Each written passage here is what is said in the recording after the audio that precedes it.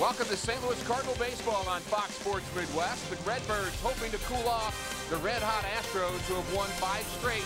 The final game of the series here at Minute Maid, just moments away. Glad you've joined us this Sunday afternoon. Rick Horton with Al Roboski. And Al, if you look at the pitching numbers of our starting pitchers, they would seem to favor the St. Louis Cardinals.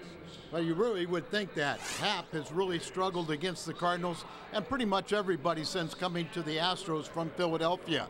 And then Adam Wainwright on the other side is 9-1 and just totally dominate Houston. The problem is all those guys are gone. Only Carlos Lee, and he is 1 for 26 against Adam. The rest of the Astros only have 13 at-bats against him, so he's dominant against the old guys. We'll see about the new kids. Cardinals looking for some offense here this afternoon. Rafael Furcal, 6 straight games, has led off with a base hit. First pitch, just moments away on Fox Sports Midwest. Cardinals baseball on Fox Sports Midwest is brought to you by Budweiser. Great times are waiting. Grab some buds. By your Mid-America Chevy dealers, the #1 selling brand in St. Louis. Find us at stlchevy.com. By Dobbs Tire and Auto Center, #1 for quality tires and expert auto service. By Steak and Shake, just no equal. And by O'Charlie's, 2 for $20. 1 appetizer and 2 entrees, just $20 only at O'Charlie's. Final game of a 3-game series here at Minute Maid. Cardinals have lost games 1 and 2. And they will face the left-hander Jay Happ, who has not done very well in his career against St. Louis. He really has struggled. He's 1-6. He's lost 4 straight games to the Cardinals. He was a very promising young pitcher when he was with Philadelphia, and then he came over in the Oswald trade and really has had his problems. He even got a little stint at the minor league level last season, but they are banking a lot on him, and he's talented. He likes to elevate his fastball. One of the real keys is he doesn't have a secondary pitch that he can really get you out, and a lot of the Cardinals have good numbers against him. And here is the Cardinal lineup that'll face Happ. Rafael Furcal's been hot of late. He'll lead it off. Carlos Beltran back in that second spot. Matt Holliday hits third. Alan Craig will play first base. David Freese, Yadier Molina, John Jay, Tyler Green, and Adam Wainwright to follow. 7th ranked defense in the National League. Schaefer, the speedster, in center. Bogusevic, a good arm in right. Travis Buck getting the start in left. Johnson, Lowry, Altuve, Lee on the infield. Jason Castro and Jay Happ, the battery. Our Dobbs Astros defense. Adam Wainwright is ready to go. A little bit better, Al, in his last outing. No doubt about it. He picked up his first victory. As I said, he has dominated against Astros, but all those guys are retired except for Carlos Lee. He totally has dominated against him. He's only 1 for 26 against Adam, but everybody else is relatively new. Only 13 at-bats on the current roster other than Carlos Lee. If there was betting in baseball, you'd bet that Furcal would get a base hit right now, wouldn't you? 6 straight games. He's led off with a hit. The last 5, he's actually led off and scored. And there is the first pitch of the game. Delivered to Furcal, and it's a bit high, ball 1. Now, he likes to throw a lot of high fastballs. The real key is he has the same arm slot with the curveball that he does with his fastball. And if he has a good curve, then he can have a decent game. But a lot of times it's just it just doesn't have a secondary pitch that he can throw by you. Kind of get 2 strikes and then he can't put you away. Fly ball to right center field. Moving over is Bogusevic, and there goes that string, and it's a good thing there's no betting in baseball. Well, we've been losing, so maybe it is a good thing to change it around. And we have changed it around with Beltran in the 2-hole. Carlos had spent a lot of time in that 4-hole for St. Louis, and now with Alan Craig back in the lineup, he's hitting 4th today. And John Jay, the left-hander, might make sense to drop him down the lineup, and I think that's probably Mike's thinking there. And John Jay has been very, very hot, though. Well, it's kind of tough to move the leading hitter in the major leagues out of the 2-hole, but that's what he did. And I think you're absolutely correct. It makes a little sense for the left-handed pitcher. Did notice that John Jay has just qualified for enough at-bats to be among the league leaders. Not among the league leaders. He is the league leader. Not only league, major league at 405. How about that?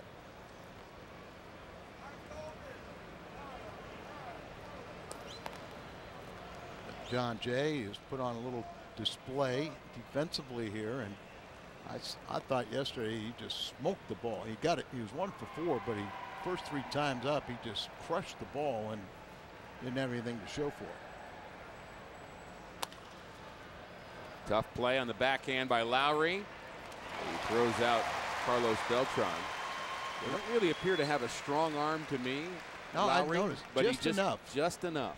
You know, and I saw that he was placed a little bit more in the hole, so he got to the ball, and then he really didn't have to exercise a real strong arm.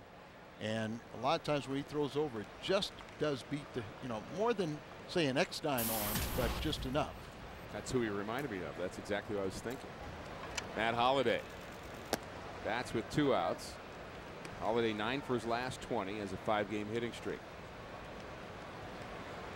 Jay Happ's fastball was at about 89, and so nothing really spectacular with that either.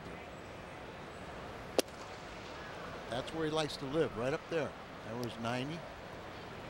And from a good standpoint from a pitcher, a lot of times it's above the strike zone and guys will swing and miss or pop it up. You get it down a little bit, they crush it. I find it interesting that since 2009, Jay Happ has the 2nd lowest earned run average among all National League left-handed starters. Only Clayton Kershaw has a better ERA at 2.63. Happ just ahead of Cole Hamels. But I don't think you would put Happ and Kershaw in the same sentence. No question. But the numbers did not lie. And his numbers are better than Cole Hamels even. When you think about the ballparks he's pitched in. Yeah. 2-out walk to Holliday brings in Alan Craig. Going back to last season, Allen has gotten an RBI in 5 straight games. Missed the first 22 games with that knee injury that was sustained right here last season at this ballpark.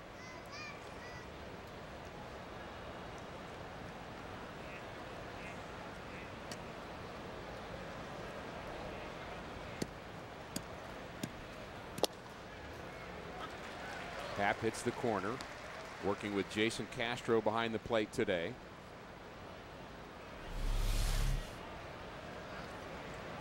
Crew chief is out there. Jerry Meals out there behind the plate, and maybe they've got an early flight. The 1-1. Watch out. He backs off Alan Craig again, and you mentioned the left-hander needs to establish that inside part of the plate, and he's gone in there 2 or 3 times just to send a message. Yeah, that's a real key. Is can you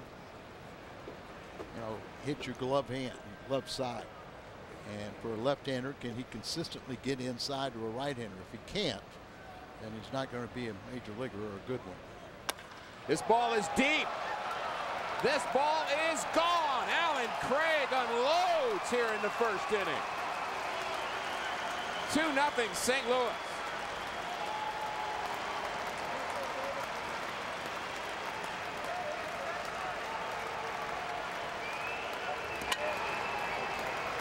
It's the first home run of the series for the Cardinals, and in this homestand, which the Astros are 5-0, they had hit 8 home runs to the opponent's 0 until Alan Craig just unloaded. Boy, no doubt about this.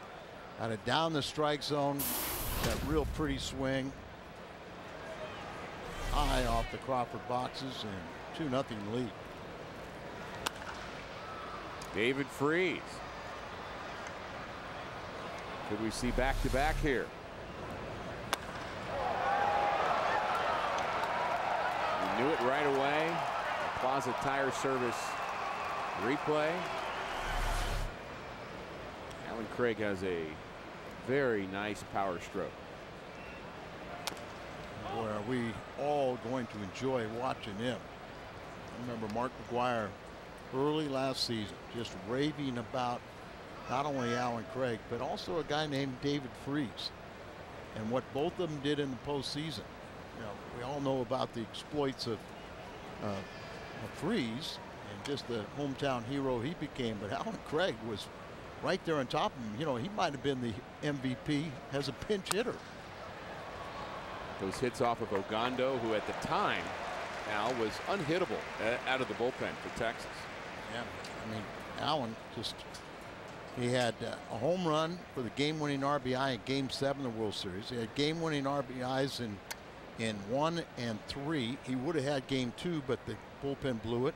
Hit 4 home runs in the postseason, including 3 in the World Series. So Alan did his share. And boy, isn't it nice, once again, a Cardinals starter going to go out there and take the mound for the first time. Has got a couple runs to work with. All this after 2 quick outs. A walk to Holiday. Craig goes deep. Freese strikes out to end the first. There's your lead, Mr. Wainwright, looking for 2 straight wins. Adam, when we come back. Alan Craig, a 2-run home run in the top of the first inning to give Adam Wainwright an early lead. The Cardinals trying to avoid a sweep here in Houston. Here's the Astros batting order this afternoon. Jordan Schaefer back in the lineup. Jose Altuve's been hot. Bogusevic, Lee, Lowry, Travis Buck, Chris Johnson, Jason Castro, and Jay Happ, your Astros batting order. Wainwright, making his 6th start of the season, has given up his share of home runs this year, leads the National League in that department. Record at 1 and 3. But he just seems to be getting better and better as the season progresses. Oh, he's such a good competitor, and he's learning how to deal with less. And we say less because, you know, he's recovering from the Tommy John surgery, and his arm strength and his command will improve as the season goes along. Schaefer is interesting, you know, who Adam is facing here is Jordan Schaefer, not hitting for a high average at 261, but he has reached base in 25 straight games, and that ties the franchise record for the Astros. Dennis Menke reached 25 times back in 1969. And he has 11 stolen bases. The one knock on Jordan Schaefer so far is the fact that he has 32 strikeouts on the season, a high total for a leadoff hitter. Need to keep him off base. What was the stat you were giving me last night? Balls put in play. BABIP. Did you study? Did you study? Yeah. That? Oh, yeah, I did. I stayed up till 4 in the morning studying BABIP. And I couldn't read any more about Lorraine.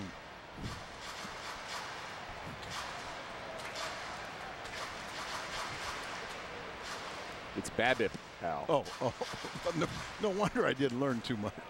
We got to get you Googling correctly.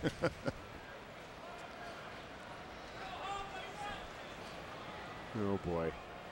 3-2 the count to Schaefer. Swing and a miss. 33 strikeouts now for Schaefer. Wainwright, a very good start. Here's the defense behind Wainwright. John Jay's been spectacular in center field in this series.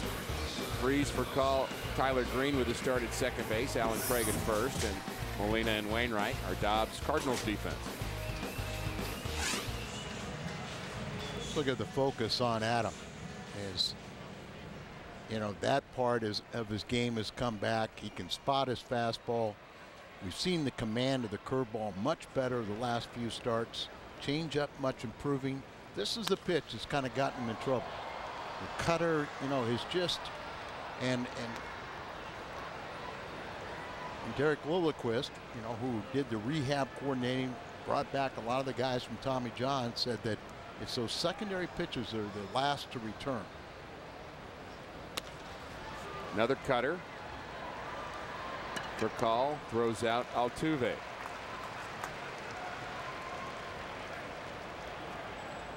Time to look at our Toyota keys to the game. The last 3 starters, not as good, Al, as early on. Westbrook, Loesch, and Garcia got beat around just a bit. Yep, but you know, that's going to happen when you make 30, 33, 34 starts a year. You're going to have a couple hiccups, you know, learn from them and come back out. And, you know, we always talk about the co-aces, Wainwright and Carpenter. And what's the definition of an ace? Picking up a win when things are going south. Yep, stopping a losing streak. Yep. And Cardinals got their first 3-game losing streak. Waino can pick up his 2nd win. Those guys, you know, Carpenter down there trying to learn from Westbrook, but Lynn can pick up his major league leading, hopefully 6th win.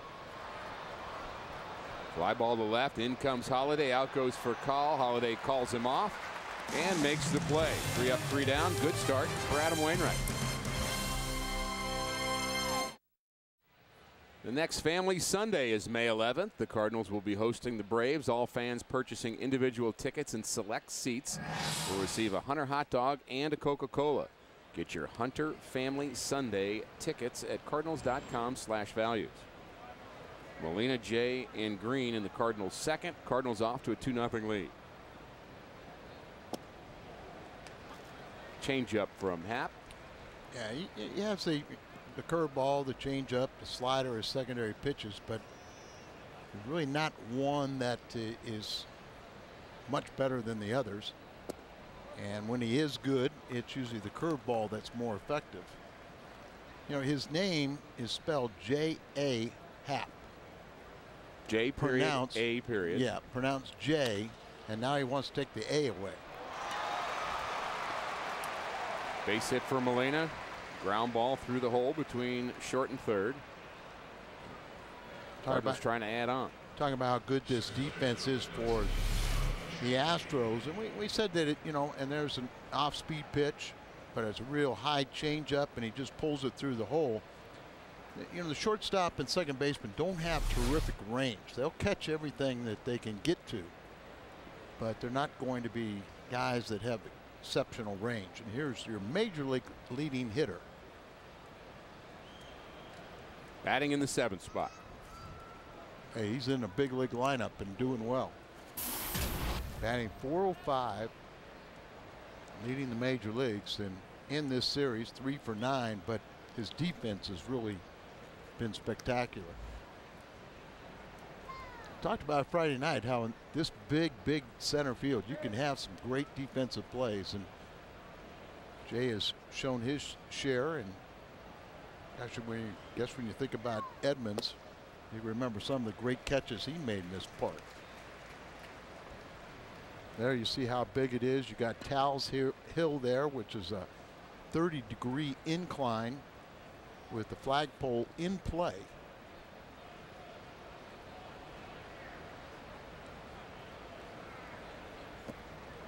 When you have occasion, Al, to bring a group on the field, we've done some batting practices at Busch Stadium and done different things, and when people get a chance to stand in center field, of all the things on the field in terms of perspective, that's most amazing to them is how much ground a center fielder has to cover. And this is in Busch Stadium. Now here at 436, even more.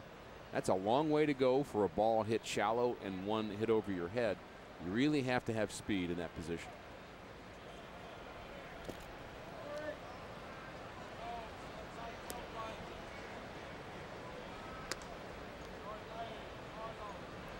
Two, the count to John Jay. He's also been very difficult to strike out this year. 3rd in the National League in that statistic. Means he is making contact. Molina, the runner at first. So with his BABIP, would it be lower or? Well, and the ball's in play. You know, I'm not a real expert on that statistic. I do know that it's a measure of what your batting average is with balls that you put in play. It takes out all the other extraneous things. Takes out the home runs, in fact. Takes out just when the ball is on the field, what's your batting average. And usually you associate that with somebody that is not hitting for a high average, but has a lot of strikeouts. And they said, well, if he put the ball in play, he's hitting 500. Means cut down the strikeouts. There goes Molina. Fly ball to left field. Molina will have to get back, and he does. Out number 1.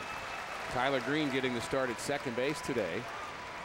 And one of the players that has been playing quite a bit at second is Skip Schumacher, not playing today with the left-hander Jay Happ. But Skip Schumacher is going to be doing an event in July to help a couple of families and friends of his that had just some horrible news during the winter. A couple of Skip's friends had babies that were born with difficulties, one with Krabs disease, and he's doing an autograph signing. And also the Mike Matheny golf tournament that's coming up on the 11th of June.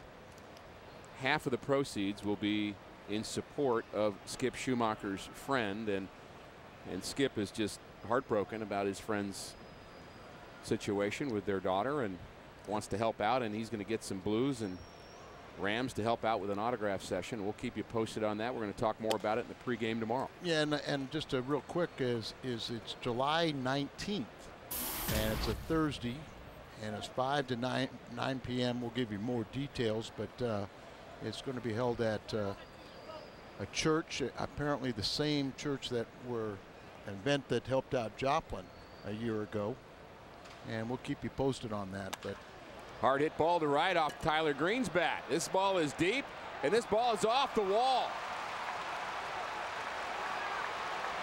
Here comes Molina, and he's going to score all the way from first base. How about that? Yachty reads that ball very well off the bat. That ball was hit a long way the opposite way by Tyler Green. Tyler Green is just such a fascinating individual. Everyone will tell you he's the best athlete on the Cardinal roster, and times he will surprise you with his power. Remember, he hit a couple years ago, he hit one up in Big Mac land. Here he drives the ball to right field, and it misses a home run by about a couple feet. Ball gets away from Bogusevic, and then here Yachty coming around here was the throw comes in. The second baseman really did not know where Yachty was, and was really watching, you know, forgetting it was Yachty running. And they might have had a play at the plate if he would have turned and fired to the plate, but as he didn't, Yachty scores from first. Tyler Green out there at second, and let Adam, who's a good hitter in his own right, good athlete. And once again, Bogusevic, as he missed the carom, and that's what allowed the run to score. And you know, Bogusevic has a great arm, so it was a good thing he misconnected. A little surprising to see Tyler Green at second and Yachty scoring from first. That's kind of an oddity. Ground ball to third. Johnson has it. Close play at first. Wainwright hustling all the way. Chris Johnson saying, oh, that's a pitcher running. He'll just take it for granted as he looked back Tyler Green, and Adam Wainwright put his head down and just ran like he should have and almost beat it out. Johnson. I still don't think even a pitcher can run 4 times to first base. Hard. They're not all fast, but you can run hard. Sure. Every now and then you'll fool somebody, and you look pretty smart. Or force an error. Johnson has 4 errors on the season at third. Not noted as a particularly good defender. Made a big error last night, which led to the Cardinals' only run, an unearned run in the first. Green the runner at second. Pooch is in the park day at the ballpark here. Had a nice parade of man's best friend before the first pitch today. Not happy, must be an Astro fan. Cardinals up 3-0. Ground ball left side, smothered by Johnson. He bounces up and he throws out for a call. Like I said, a great defender. Just what you were saying, Al. Cardinals tack on another. Cardinals baseball on Fox Sports Midwest is brought to you by MyKiaSt.Louis.com. And right now at Jack in the Box, you can try the new Chipotle Chicken Club Combo for just $4.99 plus tax. Adam Wainwright back to work. Bottom of the second inning. 3 up, 3 down in the first inning. He'll face Carlos Lee. Al has told you just 1 for 26 in his career against Wainwright.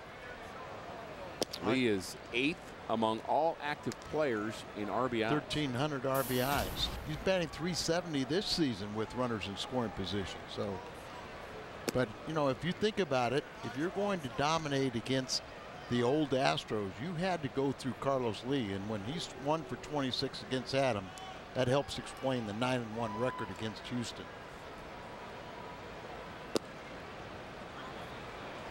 And a little different Adam Wainwright than Lee is used to facing. Not 100% yet, but I think he still will say he's pretty tough.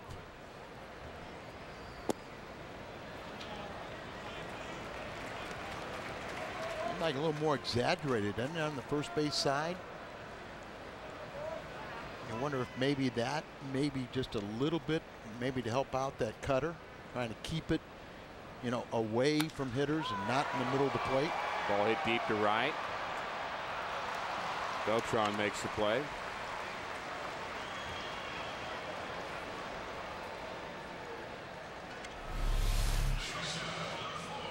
Away, you see he's a big guy, way away from the plate, but then he'll try to stride in and down and away and hit the ball well, but right at the right fielder.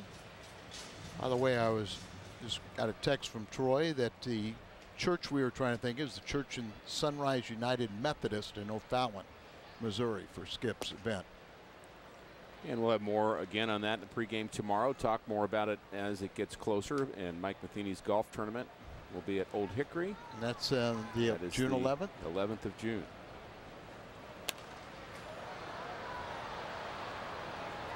And that benefits his foundation, Catch 22. But again, he's going to take half the proceeds and give them to Skip's foundation. And never been out to Mike Matheny's field out there in the. I have. No, just fantastic. That facility and the artificial turf for special needs kids. And that gets a lot of work. So good Skip, what he's doing, and Mike, and of course all the Cardinal players. A lot of them, some of them are more publicized than others. Nice curveball, backdoor, and Lowry, who's had a nice series, is called out on strikes. He's batting .373 against right-handed pitching, the switch hitter. And that's the Adam Wainwright. You know, you just see this bulldog, and the curveball's been, you know, a lot better. That's one of the pitches that he's been able to rely on a little more effectively the last few starts. And now it's starting to backdoor it, where it's going to come and go. Some of those, the command of those secondary pitches, but still feel that bulldog attitude that Adam Wainwright, and some clubs, those first 3 losses he got, some of those clubs got away. They were lucky to face him early in his comeback. Facing Travis Buck. He's off to a great start as a pinch hitter. 5 for 7 as a pinch hitter.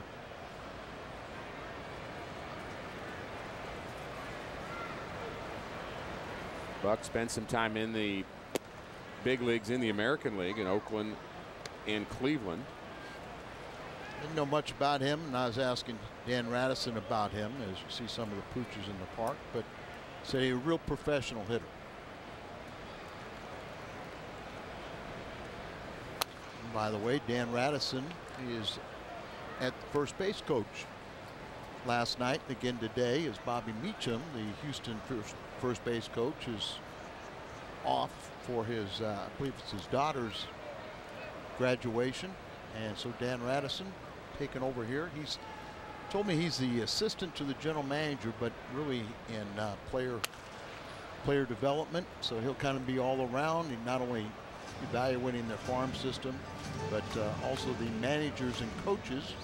And I asked him specifically about Tom Lawless, former Cardinal, who had been a manager. There's Craig Biggio, the Hall of Famer, and Jeff Luhnow, who is now the GM here in Houston, and has done some good jobs. But he said gave Lawless very, very high marks. Not surprised.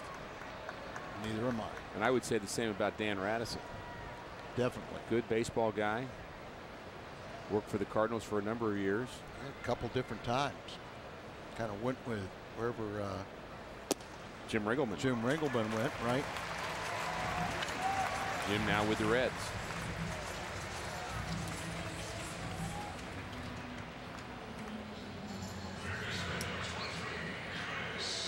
Highest winning percentage against Houston, Adam Wainwright, 9-1. There's some other big names on that. Yeah, Koufax just 14-2, 190 ERA. Gee, they must have hit him pretty good. And then Andy Messerschmidt, 2.39. All current players should know who he is. I was just going to say, if current players don't get on their knees, Curt Flood, they should know about. But Andy Messerschmidt is right there because without him, they wouldn't have free agency. It was his court case that ultimately brought free agency to be.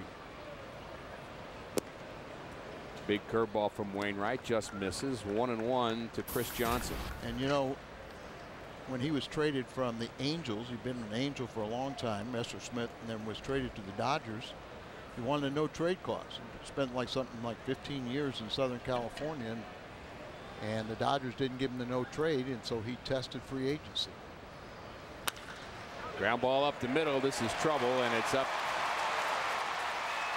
the center part of the diamond and into center field. 2-out hit for Chris Johnson.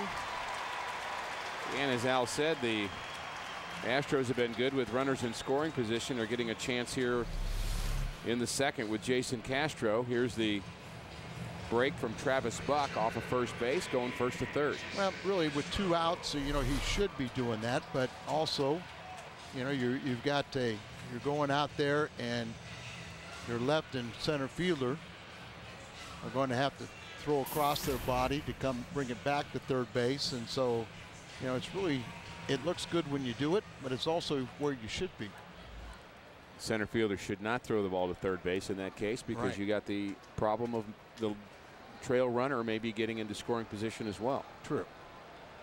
One of those little things about the game, Al. So it's just playing it smart. You got to think that they're not going to go there. Curveball, and it's a beauty. You can throw that curveball in it, and I'd say that's a little better than a get-ahead curveball. I would agree. But that's a sharp one. You get that strike one, and all of a sudden a young hitter's going, uh-oh. And then Adam really has learned to spot the fastball.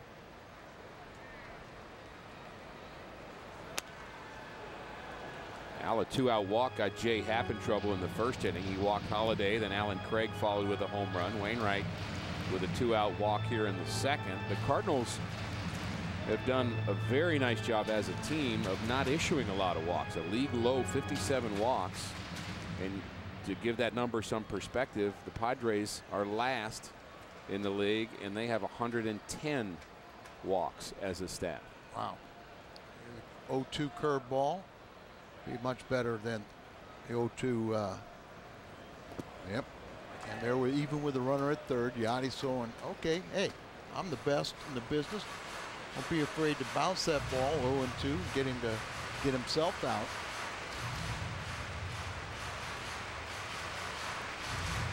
But that's another aspect with Wainwright. Even though coming back, and even with his early struggles, he still has a strikeout per inning, and really, nearly the, he's got the 4-to-1 strikeout to walk ratio. They're going to throw to first base here.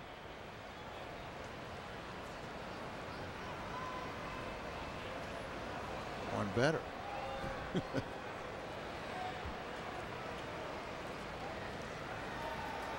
Johnson does have a couple of stolen bases.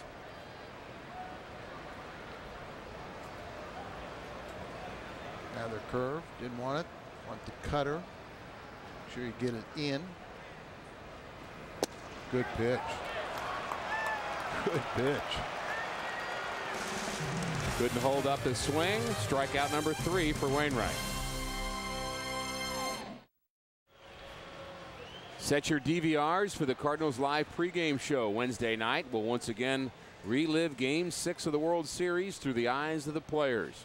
You can hear their thoughts on the moments that led up to that game and how it changed the course of Cardinal history forever.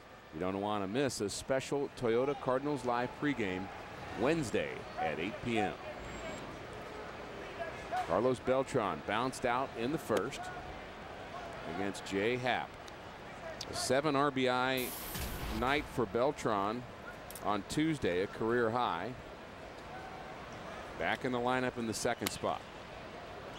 He's the switch hitter and hitting from his natural side. And I think it's interesting to note that he told me when I asked him when he converted to a switch hitter, and he said it was in A-ball. And when he first suggested that to the Royals, the farm director said no. And he said, with respect, it's my career. And I feel like I have a better chance to play every day if I'm a switch hitter. And you know, it's pretty thoughtful, and also you think about it and you see the shift to where they have 3 infielders on the left side of the infield, only Lee, the first baseman, on the right side. But you know,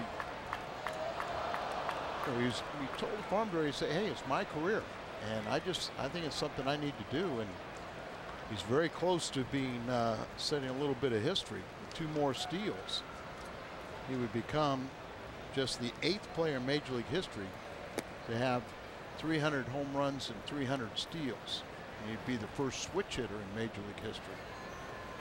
Pretty gutsy conversation for a 17 or 18-year-old to have. Absolutely. I was impressed by it. The 3-2 is in the dirt.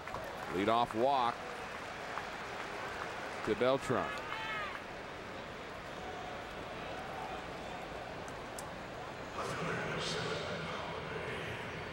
And most switch hitters, you know, their natural side is going to be the right side, and then if they got speed, they're trying to get a step closer. That's like Ralphie. For Call, you'll see his right side, he's a power hitter, or not a power hitter, but much more power, and a slap hitter from the left side. This guy is just a pure hitter. I won't even say he's a power hitter, Holiday. He is a real good hitter that hits the ball so hard that X amount are going to go out of the ballpark. But he is definitely a high average hitter. Former National League batting champion. And that's why it's hard to call him just a pure power hitter. And when you think about that phrase, you think about the guy that might hit 250, but he's going to hit 30 home runs. And think of how many times there's an inside fastball. Boy, he leaves that a little bit out over the plate. I think at times Holiday's still trying to figure out the strike zone. And that's, and I would say that is a rarity for a guy that's a good hitter. Usually why they're a good hitter. Yeah. They know the strike zone. 0-2 to Matt. Ground ball to third. When he fell down coming out of the box. And it doesn't matter as the ball's thrown away, and Holiday, who does have trouble getting out of the box, still ends up at second base as the ball's thrown away by Altuve. His 4th error and the 18th error for the Astros. Sure double play ball, and you know, had plenty of time with Holiday nearly falling down coming out of the batter's box. And watch Holiday here as he's way out in front, and then he slipped. So plenty of time for a good throw, and even the runner wasn't even upon him. It's one of those things you're going to look back on and he'll learn from it. Strike 1 to Craig, who homered in the first, his first of 2012. The Astros defense, Al, got him in trouble in game 1 of this series. So did the Cardinals defense. And so did the Cardinals. And in game 2 for that matter. We've had our share of unearned runs.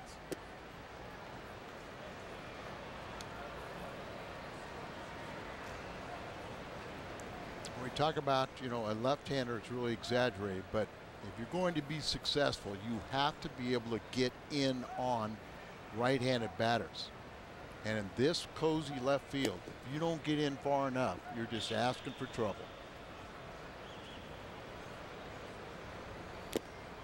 Late swing by Craig. 1-2. Altuve doing a lot of work to hold the runner at second base. Outfielders positioning themselves to be able to potentially throw out Holiday at the plate. That is. And that would be an interesting collision at home plate. Yeah, it would. Two big guys. We don't see those jarring collisions very often anymore, do we? We do not. I'd say that's a good thing. And most catchers say, okay, I've got the gear, I've got the chest protector, the shin guards. You slide into that, you can injure yourself. But if a catcher gets hung out to dry, a guy with a football background like Holiday can just send him into the front row of the seats. Altuve again holding him close to the bag at second. What good is it if you hold him close and then by the time the pitcher throws it, you're back on the edge of the grass? He's trying to get in his head, I guess.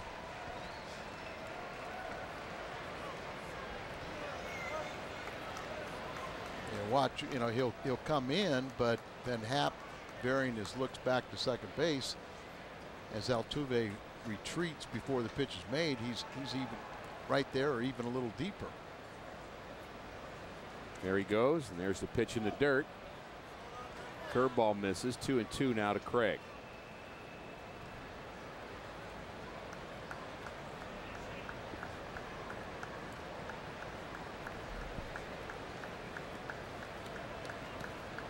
Beltran walked to lead this inning off. Then Matt Holliday bounced into what should have been a double play, stumbled out of the box, but the ball was thrown away by Altuve. So he is aboard at second base with one out.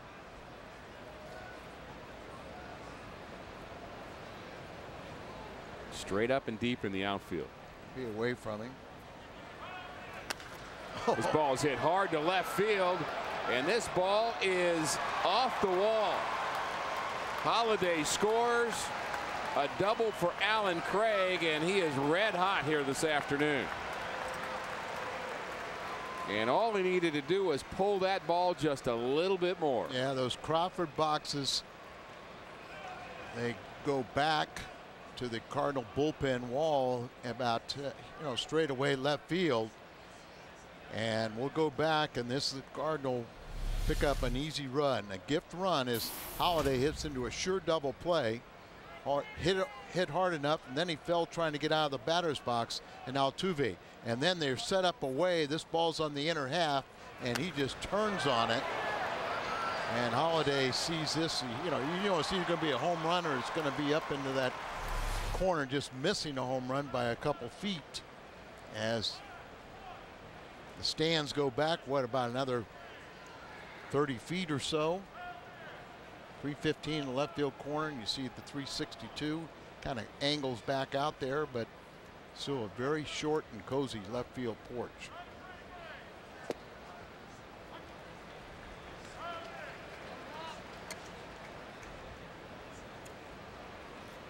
There's a gentleman right there in the front row. He had a glove, and the question is if he reached over that yellow line and caught the ball, well, I'm sure it'd be scored exactly what it was, a double.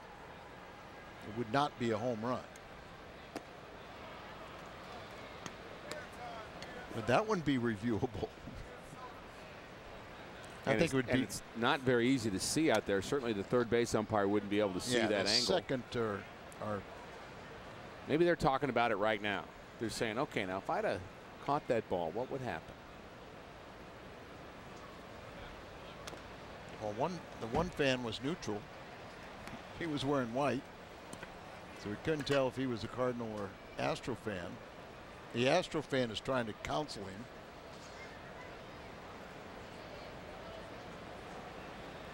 And his lady friend is really upset because the score is 4-0. She's an Astro fan. The two guys are talking and they're paying Ignoring her no her attention. Oh boy, same old story. 1-2 to David Freese. Check swing, and he went Ball gets away from the catcher, and we're going to have a play at first base. Castro just barely throws out David Freese. Alan Craig goes up a base. We talked about Astros lead the major leagues in our National League in wild pitches. Almost had another one there. Follow Fox Sports Midwest coverage of the Cardinals with MLB.com at Bat 12 for your iPhone, iPad, Android, BlackBerry, and Windows Mobile. Get live audio, pitch tracking, video highlights, and more. All you need to do is text @BAT to 31826 or visit Cardinals.com for details. Playing off to a good start. Base hit, back over 300. 10 doubles on the season for Yachty. That's up there. Ties for call, but there it's up around the league leads. 4 home runs, 15 RBIs. On base percentage for Yachty, 356. Cardinals are first in the National League in on-base percentage, which includes your hits and your walks and your hit by pitches, I believe. The Astros actually second in that department because they've been walking more than they did last year. They're at 338. The Astros having a nice year offensively. And Mark McGwire once again, ball club last year led the National League in so many offensive categories: runs scored, batting average, slugging, and on base percentage. They're falling behind Atlanta in runs scored, but they're right there. And like I say, these Astros shockingly they're well represented, you know, and offensively in many categories. They're in the top 2 or 3. Big hole up the middle for Molina. The 1-2. Jams him, pops it up. Lee on the run, and he makes the play and says hello to some teammates. Cardinals pick up another one. 4-0 Redbirds. 4-0 Cardinals. Al was asking me just yesterday, how can I get another lapel pin? Our friends at AT&T are going to make that happen May 12th. The Cardinals collectible 2011 World Champions lapel pin. For more info, visit Cardinals.com/promotions. Adam Wainwright, strike 1 at the knees, facing Jay Happ, a career 101 hitter. In other words, throw him strikes, throw him good pitches, things should turn out just fine. 2 for 9 this year, 222. Adams off to a good start. 3 strikeouts, 1 hit allowed, 1 walk. Curveball has been really sharp today. Bears repeating. Wainwright 9-1 against the Astros. Happ just 1-6 in his career against the Cardinals.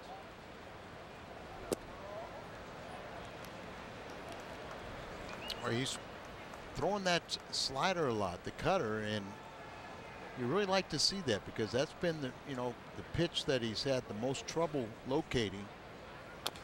But has confidence in it. He'll get on top of it and working on it. And it's going to be that good effective pitch for him very soon.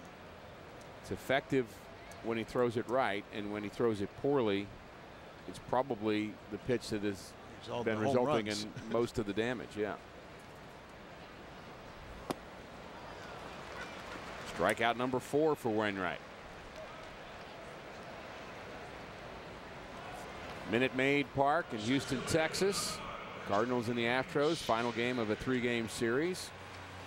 Rick Horton with Al Roboski and Pat Paris here this afternoon. Cardinals hoping for a happy flight as they're headed to Arizona after the game today, hoping to avoid a sweep. The Astros have played the Cardinals very well in these 2 ball games. Jordan Schaefer, leadoff batter, struck out to lead this game off. Close play at first. 2 up, 2 down for Wainwright. Let's bring in Pat Paris and Pat, you have some things about our center fielder, John Jay. Yeah, you guys were talking earlier about his defense, and certainly it's been on display here in the expansive outfield at Minute Maid Park. In a conversation I had with him yesterday, first of all, he talked about, you know, I do this because I'm trying to help this pitching staff get every out I can. If I can get to a ball that other guys can't, then I'm just helping my pitchers. But he also talked about comparing this park to other parks. He said there are bigger alleys in baseball than here. He talked about San Diego. He certainly talked about Coors Field being the biggest as far as the power alleys go, but he said as far as ground that you have to cover when you include Tiles Hill and that 436 to center field, that this is the biggest park he has to cover. But he enjoys, he looks at it as a challenge, and obviously he's doing a great job. He sure is, Pat. Thank you. And Pat on the scene right out there in center. Is that where he was, out in center field? Where was Pat for that? He looked like he was getting an in-depth report right from center field. He was in the ballpark. He's somewhere. And we're glad he's with us. First game of this series, they've had the roof closed. Strike at the knees and another strikeout for Wainwright. This time he gets Altuve.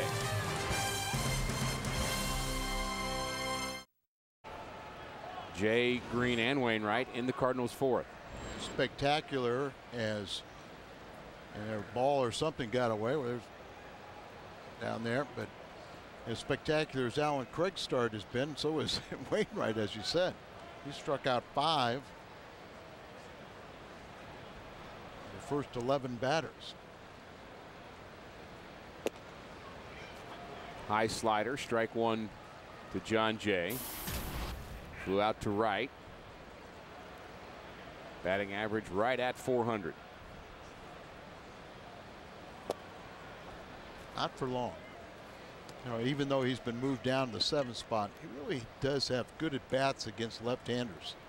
And a lot of it has to do with keeping that front shoulder from flying open. Ground ball up the middle. It's going to be a tough play for Lowry, and he can't make it. And Jay actually hustling, thinking that maybe he could get the second base. I like that, didn't you? I did. Really was on top of it. That ball right over the mound, right over the second base bag, and you know, Lowry kind of ticked it with the glove, and it kind of scooted away, and he was really thinking, I might be able to take another bag. Very similar to the hit that Jay had against Wesley Wright, which was the first hit that Wright, the lefty specialist for the Astros, had given up to a left-handed batter. This year he was 0 for 14 before Jay's hit, and then who got the hit last night against him? Another left-handed batter. Fastball, ball 1. I believe that was Matt Carpenter. Yeah. Which was also a good at bat. Tyler Green doubling his first plate appearance. Boy, you do that in the 9th inning. Remember this catcher, last night he did throw out his first runner, but Castro was 0 for 14. Hard hit ball to right. This ball is deep too. Back goes Bogusevic, and this ball is gone. Tyler Green has gone deep the other way. A 2-run shot, and it's 6-0 Cardinals. His second home run.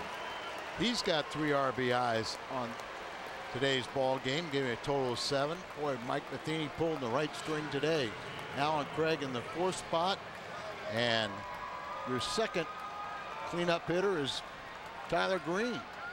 Home run, double, 3 RBIs, the same thing that Craig has, and both of them been to the right field, just enough. Guy walking down the steps almost got plunked. And that's why folks get excited about Tyler Green in the Cardinal organization. Yeah, got great speed, but he's got that power potential too. Just hasn't had enough playing time, or at least where he's relaxed and just let his natural ability take over. 3 RBIs for Alan Craig, 3 RBIs for Tyler Green. And Berkman could possibly come off the disabled list tomorrow. That's going to be a tough decision. Who goes down then? Who goes down when Scott Linebrink come back? Been on the disabled list the entire year until Marte got called up. Not easy questions. Swing and a miss. Wainwright strikes out. Jay Happ having his trouble against the Cardinals again. Happ, we mentioned he's 1-6 in his career against the Cardinals, and that one was a 2-hit shutout in 2010. So you look at that career ERA of 6.44 and then take the shutout out, and his numbers are really poor against the Cardinals. In 2009, he was 12-4 with an ERA under 3 for Philadelphia in their rotation. 35 games, 23 starts. He had 3 complete games and 2 shutouts. But he hadn't been that pitcher since.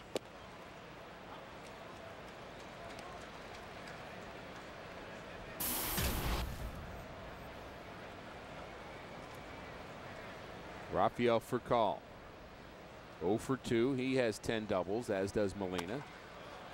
And a hard shot handled by Lowry. Throws out his counterpart, out number 2.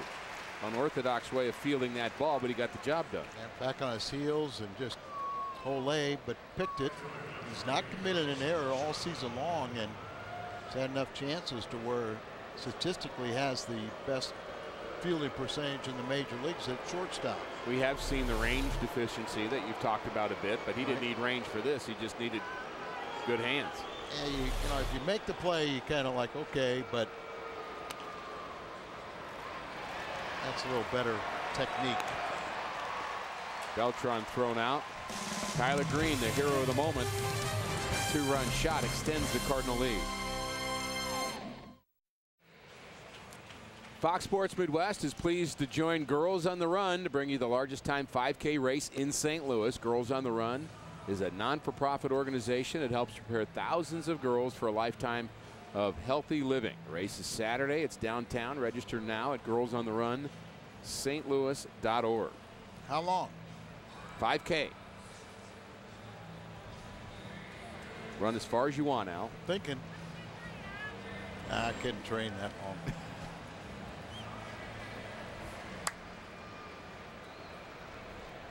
I'd love to see it. I'd need the wheelchair after that. You could do it, Al. 6-0 Cardinals. Ricky, I used to love to run. That's when I met you. And then the back started showing up. You'd come early when you were making your comeback, Al, and run around the inside of the ballpark in a sweatsuit for a long time. So who is that crazy guy? Somebody said, that's Al Roboski. Who's he? Need to go meet him.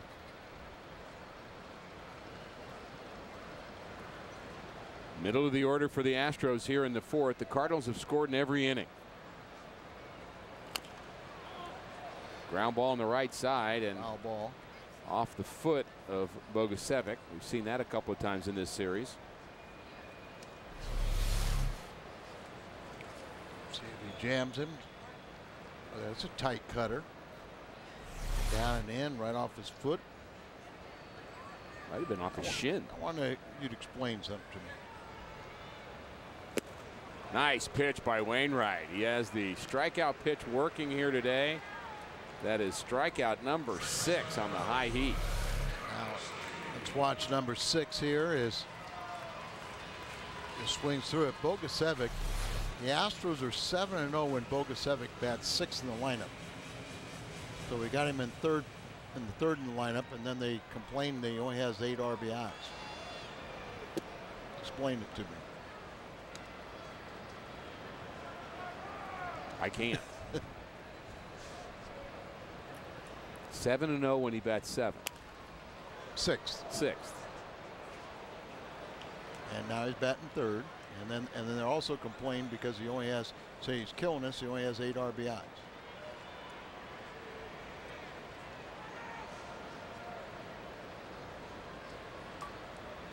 I think I have to put him in 6th spot. I would say so. Base hit up the middle. Carlos Lee now 2 for 28 in his career against Adam Wainwright. Now the 2 hardest hit balls have been off the bat of Carlos Lee, and that's not surprising, but not quite the pitcher that Carlos Lee saw in those dominant years with Adam before the Tommy John, but See that ball out over the plate, just up a little bit. And this big, powerful slugger, last year of his $100 million contract. Got to believe that when take his salary off, their payroll has to be cut at least in half, if not more.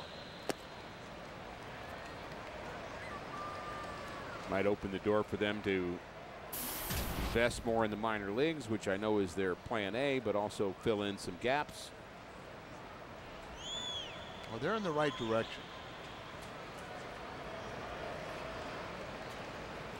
And once again, Jim Crane, the former St. Louisan, who is the new owner of the Astros, hired Jeff Luhnow, former Cardinal executive that ran the minor leagues, the draft and the minor leagues, and really has used the Cardinals as a model for the rebuilding here in Houston. And I think it's a great choice. Another base hit up the middle for Lowry. Back-to-back hits for the Astros here in the 4th inning. And it's never easy. A couple balls that are a little bit in the middle of the plate, just inches to get that ball either away or in, and different story. But mentioned Lowry, 373, and add to that over 380 now is against right-hand pitching. There you see Carlos Lee, 2 hits, 071, and then all the other Astros. This is including today. They only have 24 bats against Adam Wainwright. So his 9-1 record's a little deceiving against other guys because it's other guys. But so far so good. I mean, it looks like he just has something against this uniform. From the player's point of view, it is the one thing that drives them the most crazy when we'll say things like, you guys haven't played the Pirates well in the last 20 years. And we'll say, I don't know what you're talking about. Guys who've been here it wasn't 1 year. me. Other guys played against other guys.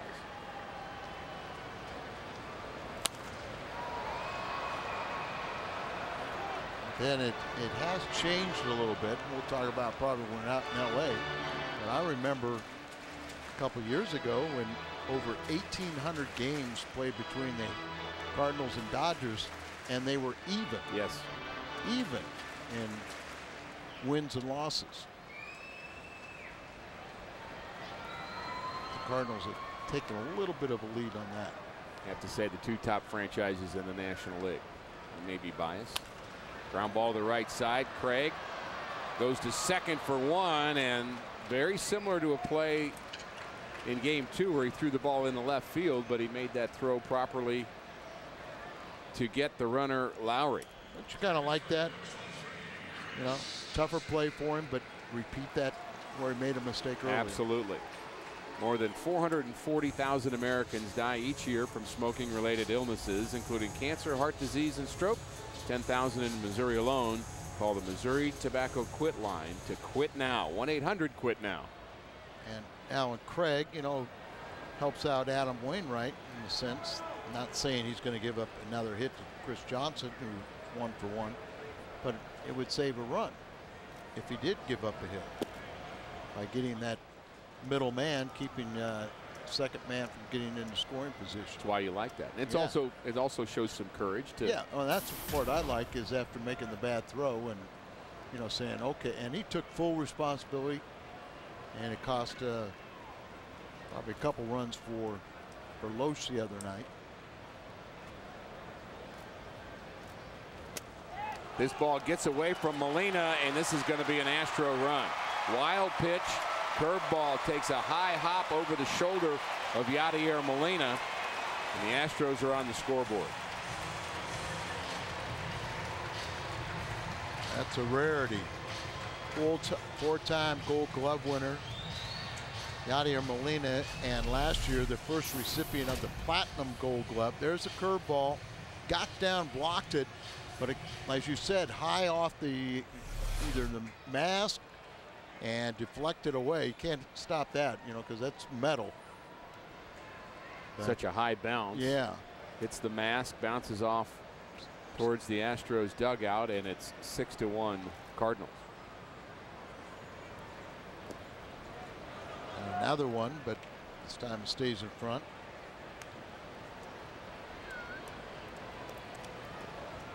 The difference between a wild pitch and a pass ball.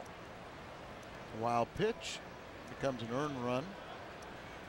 Goes the pitcher through the wild pitch. If it's a pass ball, it's like an error and becomes an unearned run. But it all depends on what this batter does too. The 1-2, a good cutter, and he strikes out Chris Johnson, but does give the Astros some life. Pick up a run here in the fourth. 6-1 Cardinals. Saturday, June 16th, pick up a World Champions Pet Bowl for your furry friend. Compliments of Nestle Purina. They're available to 25,000 pet lovers ages 16 and older. Get yours by purchasing tickets at cardinals.com. A lot of the furry friends here at the ballpark in Houston. Roof is closed here this afternoon. It's been toasty here in Houston. Much better feel to me. I'm just kind of shocked that Tony's not here. Yeah, he loves those Purina. Yeah, you know, I think that was maybe what they could do for the commissioner's office, go around to all the pooches in the park, keep him happy. I think he's already kind of busy. I know he'll be busy Friday night. Yep, and we're anxious to see his bobblehead night and nice little welcome home, and thank you for 16 years of just great winning championship baseball. Tony's number will be retired, which is an honor that 12th person? Yeah, most players only dream of that reality. Of course, everybody wants to, you know, you drive to be an all-star, you drive to be a Hall of Famer, but when you retire your number, that has very, very deep meaning for a baseball player and manager. And Tony will get that Friday night. Congratulations to him for that. Matt Holliday has scored twice, and the Cardinals have scored in every inning.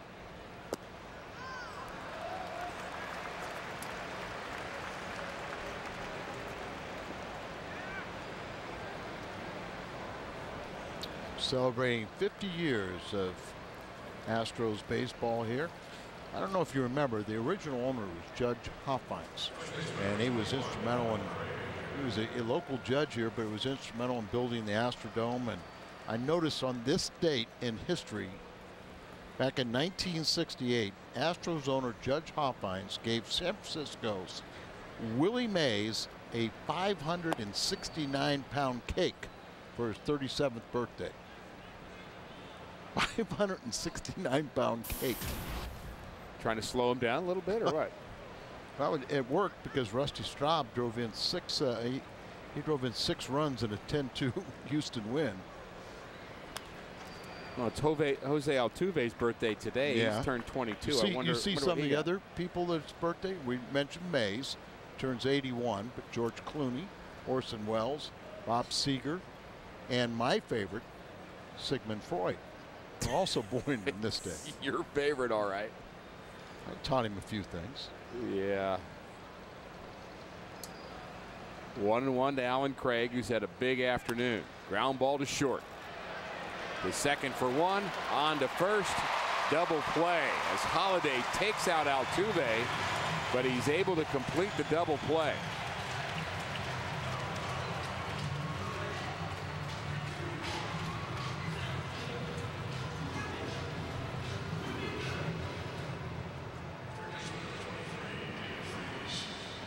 After an error the last time Altuve had a chance to turn a double play, did a nice job there with Matt Holliday, that ex-football player, bearing down on him. And we're bearing down on the guy 5'5".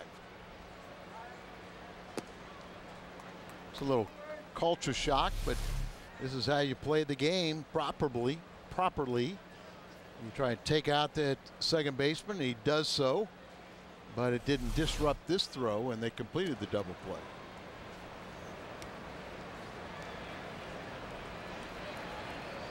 He will remember Holliday when he's on first base. He's an exciting young player, isn't he? He really is.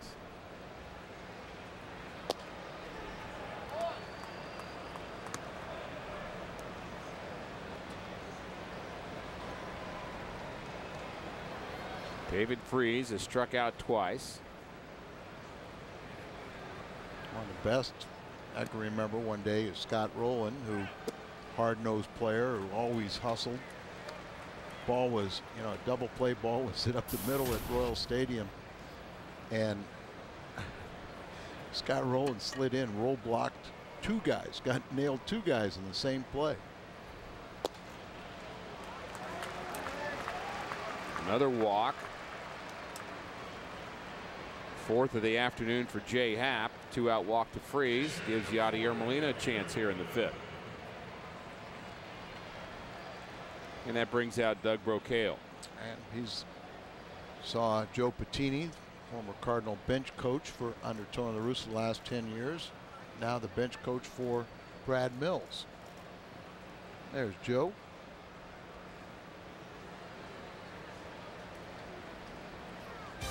If you're wondering what's on tap, we're going to tell you right now. Tomorrow, the Cardinals and the Arizona Diamondbacks. Lance Lynn looking for his 6th victory of the season. Coverage begins at 8 o'clock on Fox Sports Midwest. What's on tap? Brought to you by Budweiser.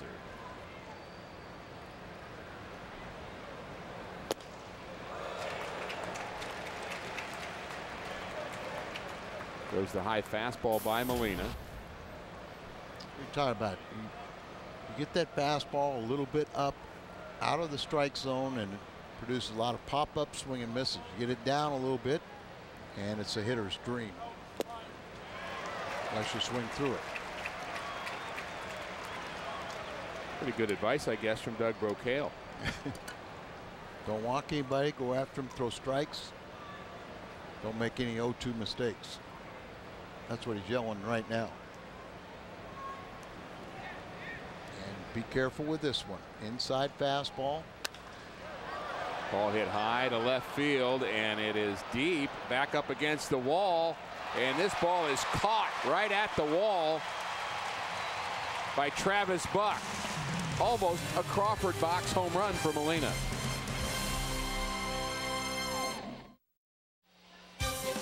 Cardinals baseball on Fox Sports Midwest is brought to you by Taco Bell. Live Moss. Find a helpful servicing steel dealer near you. Visit steeldealers.com.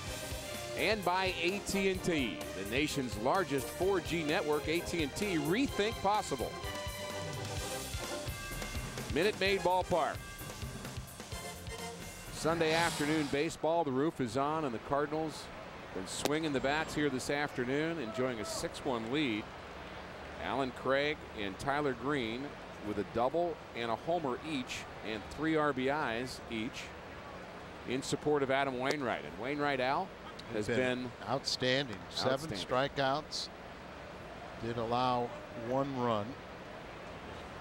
Back-to-back base hits, and then a wild pitch produced the run.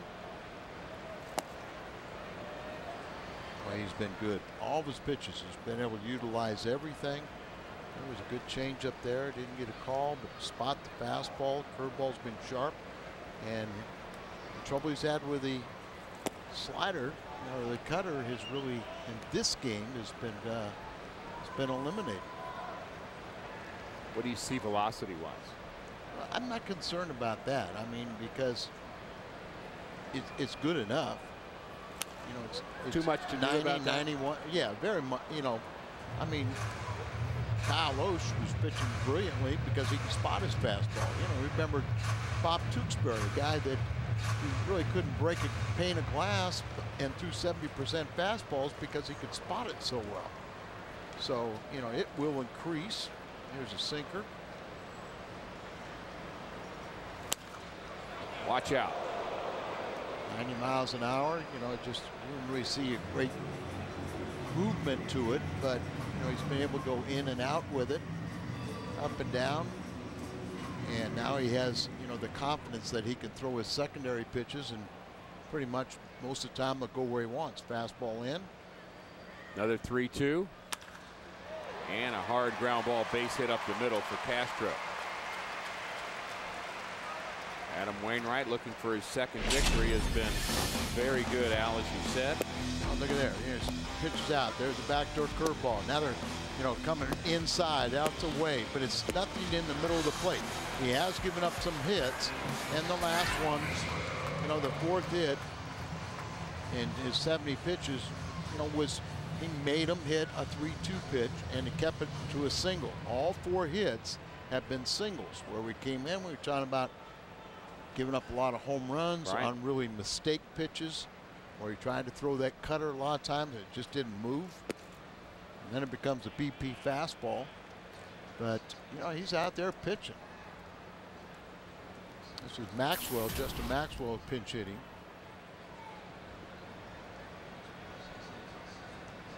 Got a start yesterday and showed that he hits very well against left-handed pitching. 2 doubles yesterday, scored a run, drove in a run, and walked. But they only had, I think, 5 hits on the night, didn't they? And 4 hits, pretty much did all the scoring. Here's a cutter. See, that's a good one. Ball's behind 2-0, but still, that, you know, he's staying on top of that pitch. He's locating it in an area where, you know, especially a young hitter that, you know, figured that probably is going to expand the strike zone.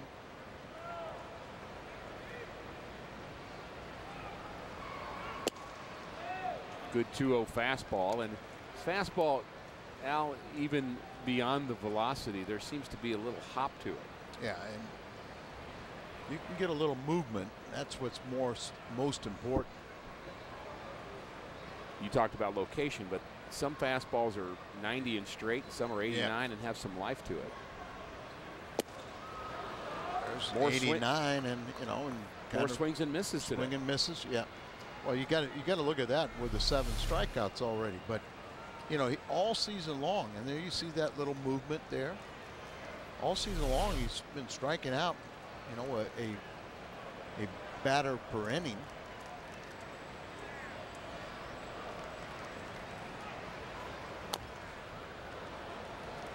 Another good curveball.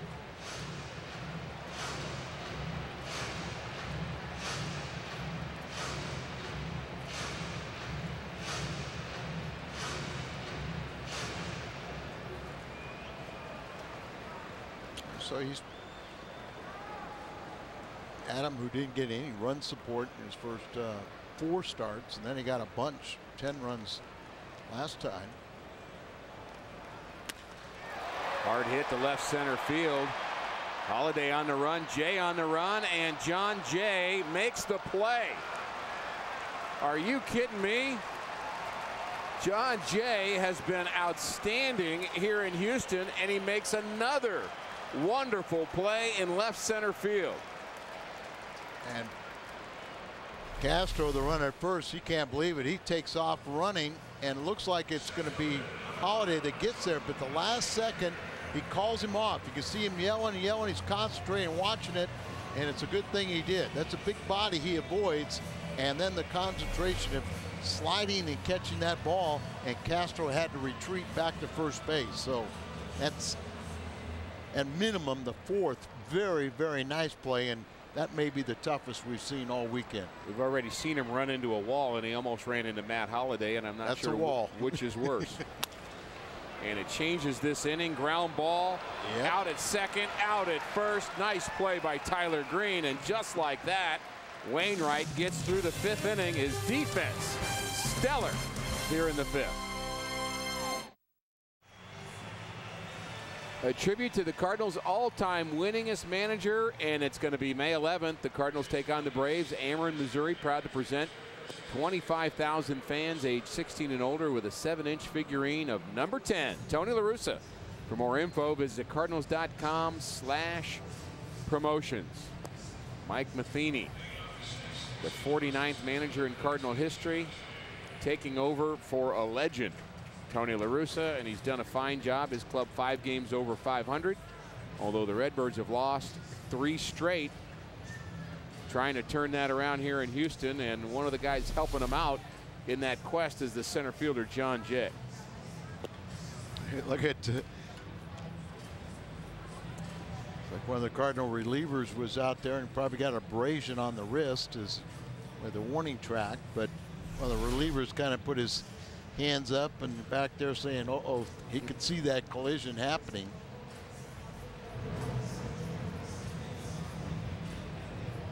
Adam Wainwright very thankful for the play of his center fielder. Oh, no doubt about Think it. how that inning would have been different. And we have a new pitcher now, Del Rosario. Enario Del Rosario. Spent the entire season last year with the Astros, or Mid-America Chevy Dealers called the bullpen. He was just recalled from AAA Oklahoma City on Wednesday. Line drive foul. He made 11 appearances at AAA and had a 3.14 ERA. There's his numbers in his career against the Cardinals, and I like to see that 7+ ERA. Add to it.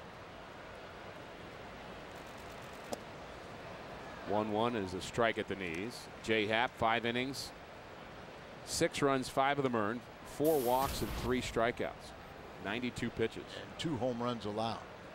2 2-run home runs.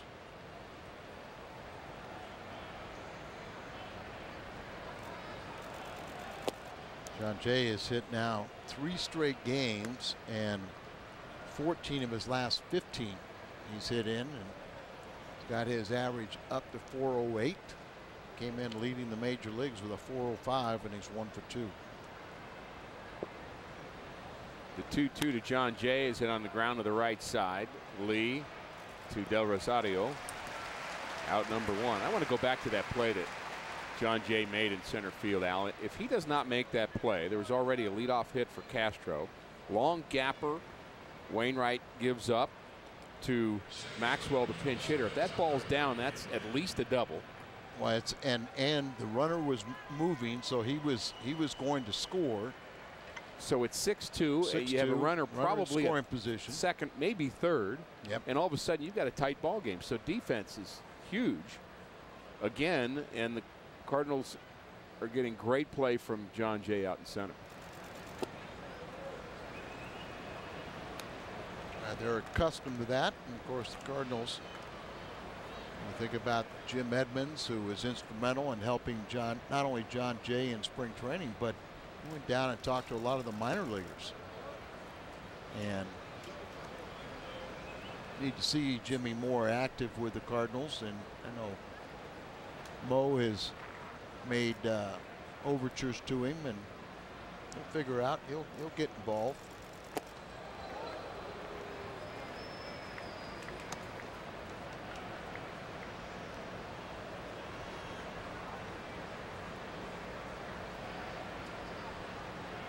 The outfield play's been so good for the Cardinals. They haven't made an error collectively in the outfield, but they've been better than that. They've made some, not just the routine plays, but some very, very good plays, especially John Jay. Well, you think about John Jay, how well he's playing. Beltran is a 3-time Gold Glove winner, and how graceful he is in right field. And Holiday has really improved as a fielder since he's arrived in St. Louis.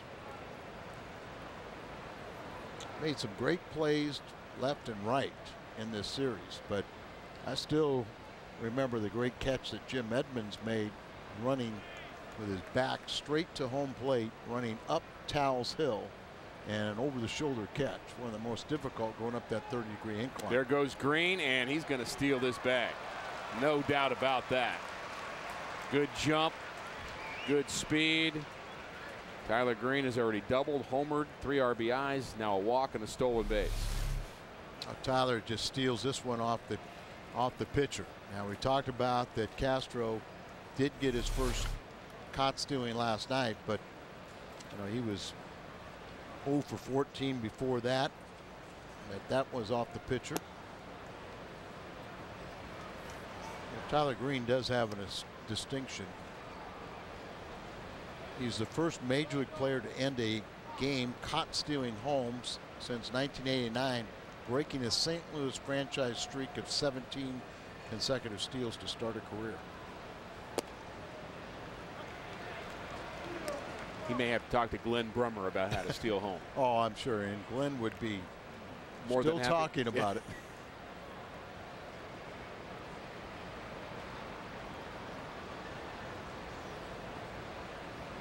And there goes Green again. This ball hit on the ground to third. Slides right in front of Johnson. He throws out Wainwright.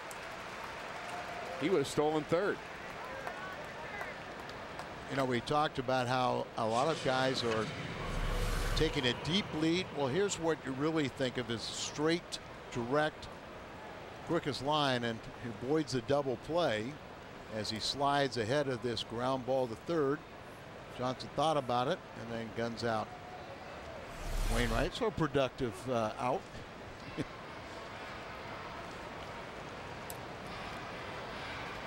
Furcal is 0 for 3, and we haven't said that very often this year. No. 6-game hitting streak on the line. Yeah, he banged .417 during that time. Almost Castro jumped up and let that ball get underneath him. You mentioned the wild pitches, Al. 16 wild pitches as a staff to lead the National League. And this Castro, he missed all last season, the catcher, you know, with ACL surgery, and then he had a bone removed from his foot. This January, you know, he's not real mobile. He's a big kid, and because of those ailments, he still hasn't gotten all of his flexibility and lateral movement. So they said that that's part of the reason. And Snyder, also their backup's a big kid. That part of the reason why they have. There you go. Up the middle, going to be a tough play for Altuve, and he's safe at first.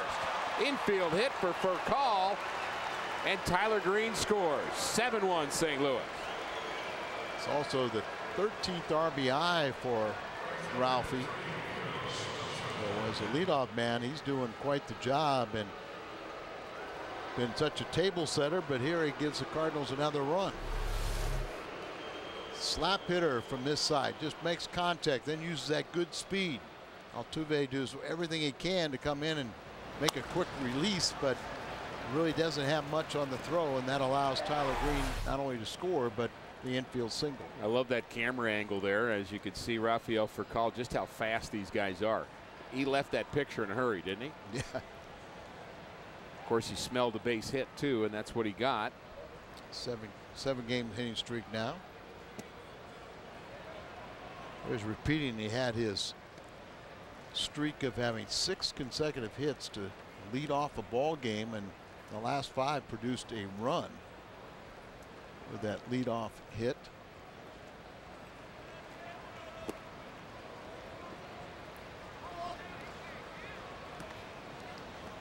Longest game since 1974 was Johnny Damon wasn't playing in 74. But since 74. Since 74. And then the record for Cardinals was 74 with Lou Brock. I saw that one. That one I did see. Went 10 straight games leading off with a base hit. Lou did 6. You know what? But Damon, the major league record, at least since 74. That's a lot of games in a row leading off with a base hit. He was a good leadoff hitter. I know he hit a home run the other day for his new club, the Cleveland Indians.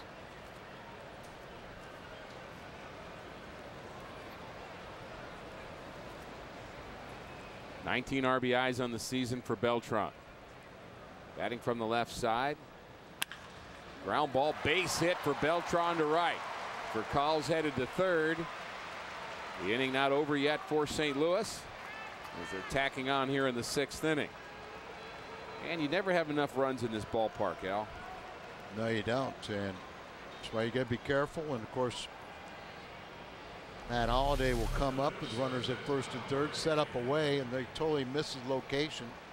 See the catcher moving the glove up and over the middle of the plate, and hit it hard enough to get it under the glove of Carlos Lee.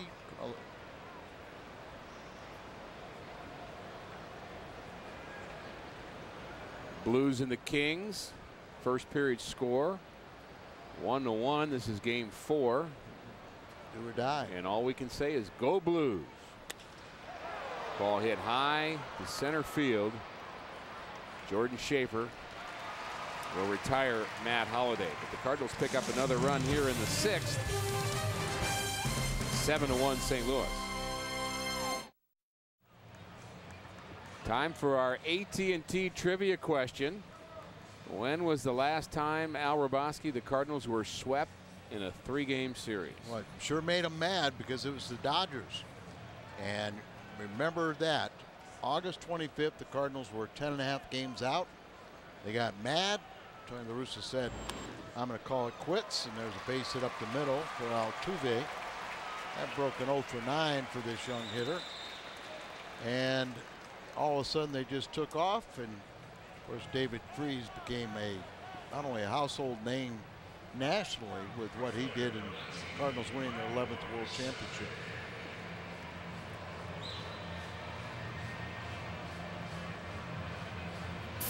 Wainwright's been very good. That's just the 5th hit that he's given up. All singles.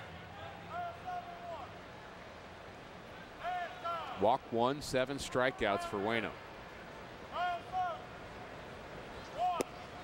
The other thing about getting a nice lead is it takes away the running game. The hit and run becomes less of a positive choice for the team that's trailing. You just need base runners, so you don't want to run into outs. Just look back at his middle infielders, see who's covering on the double play ball. That helped him out last inning after a leadoff hit.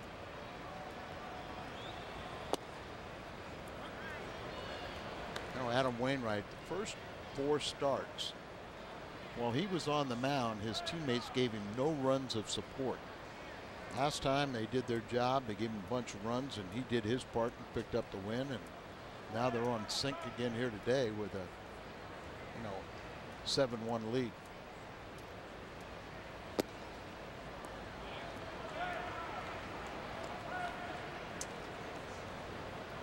Wainwright misses with the changeup.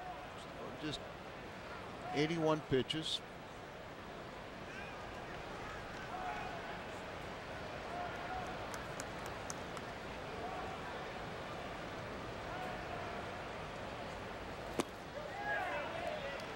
Check swing, but it hit his bat. Bogusevic doesn't believe it. Back-to-back changeups from Wainwright. You know, when Wainwright was in the minor leagues, and you'd hear people talk about this young player that the Cardinals got from the Atlanta Braves, they said, yeah, he's got a good curveball, but wait till you see his changeup. There was more talk about the changeup of Adam Wainwright and how dominating a pitch that it was as a minor league pitcher. And then when he went to the bullpen, he, for the most part, stopped throwing it.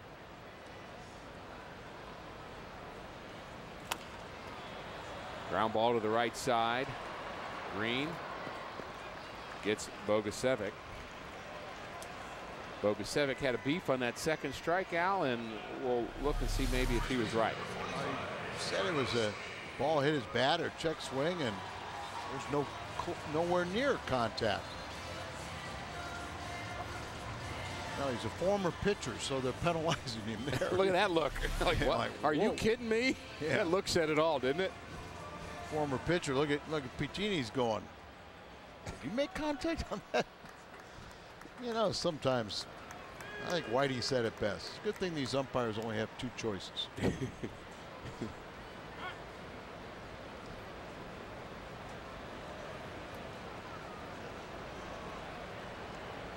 Ooh, don't show that. Kings have scored 2-1 against the Blues. Just a reminder, right after this game and right after that game, there will be post game. Both Cardinals and Blues, right? I believe so. They're going to do that simultaneous. That's just how good we are.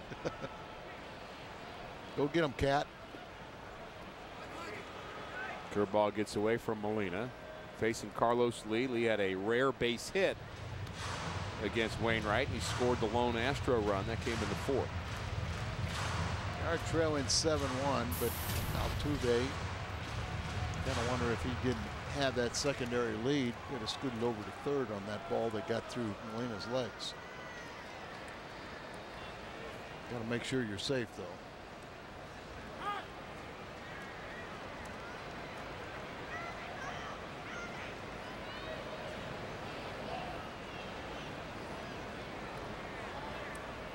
They're not paying much attention to him with the big lead.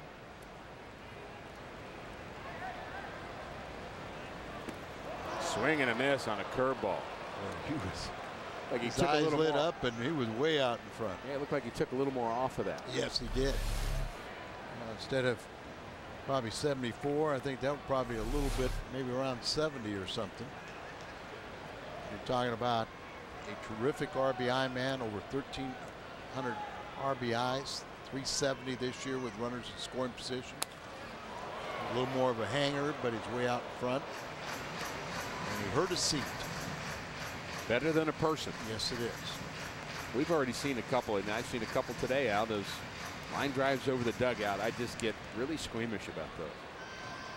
Today they can't get the fans close enough to the ballpark, you know, or to the playing action, and sometimes you forget about how dangerous that is. There's that deep lead you were talking about, Al. Yeah.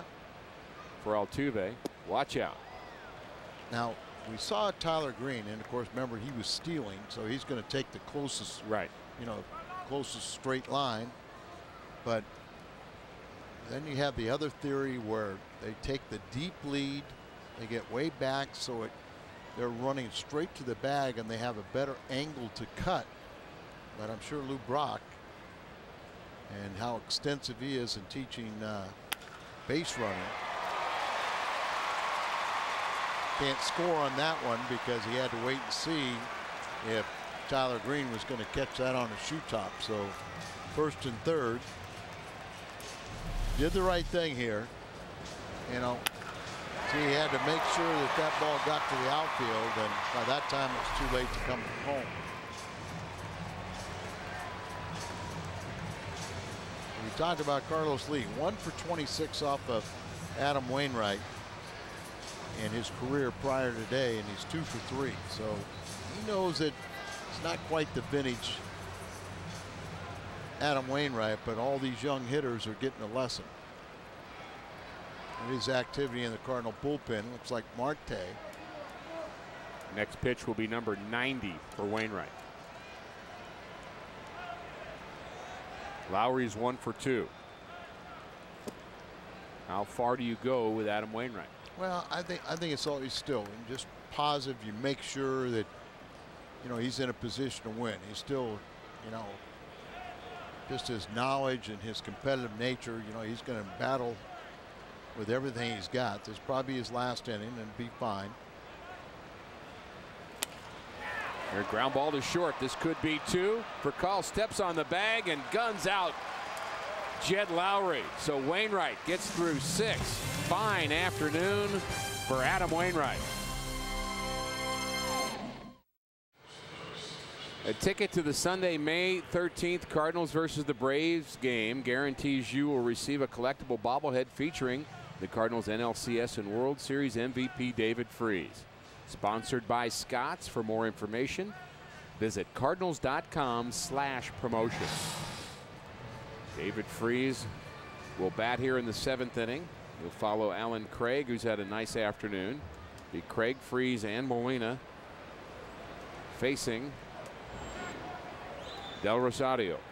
Cardinals have 8 hits, but 2 by Alan Craig and 2 by Tyler Green are the ones that really stand out.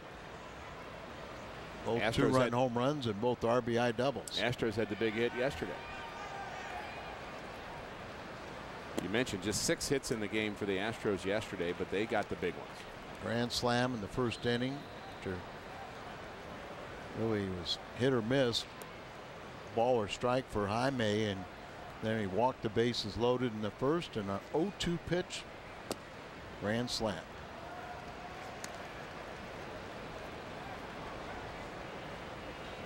Nice slider from Del Rosario in his 2nd inning of work.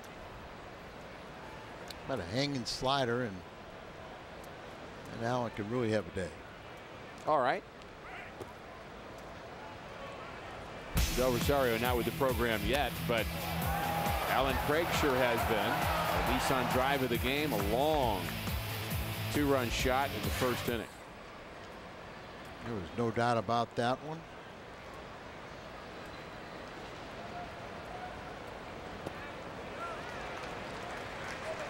He didn't throw that hanging thing you were asking for. Pretty good breaking ball there. Minute Maid Ballpark in Houston, Texas. Cardinals trying to avoid the sweep here this afternoon. 7-1 lead, batting in the 7th inning. Rick Horton with Al Raboski and Pat Paris.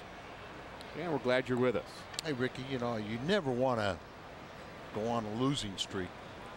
And the Cardinals have got their longest 3 games. But I've always thought sometimes, you know, you always got to look at the positive side. Sometimes, you know, when you get into a little bit of a rut, and if you do it on the road, especially early in the season, it can really bring a team together. Little adversity. Well, you're going to have adversity. Sure. At some point in the season. The Cardinals really haven't had a lot. No. They've won almost every series except the Cubs series. Are obviously going to lose this series. But the reaction of the team, you know, there's no difference. Nobody's panicking. Nobody's worrying about it.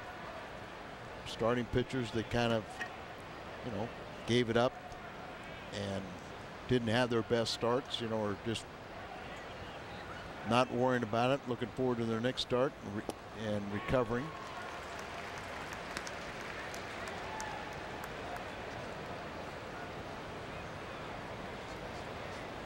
A lot of times when you get together on the road and kind of hash out things, you kind of find out everybody's on the same page. Deep fly ball to right. Back goes the right fielder to the wall. He jumps and he makes the play. He robs David Freese of his 7th home run of the season. Bogusevic climbs the wall. Another fine defensive play here this afternoon. Well, you see him check himself. He gets right up against the wall, and then he reaches up as high as he possibly can. The fans don't interfere, and he just takes a home run away from David Freese. So very nice play there. He is a big young man, tall, and he used all that frame to get up there. It's that former pitcher. And look at, he got his complete arm up above the home run line. Pretty impressive play. Yep. I'm not saying I like it that much. Understand? But you can appreciate it. I appreciate it. If it was a Cardinal player, I'd appreciate it a lot more. But I get greedy. I want to see Alan Craig, or excuse me, Freese get that home run, be number 7.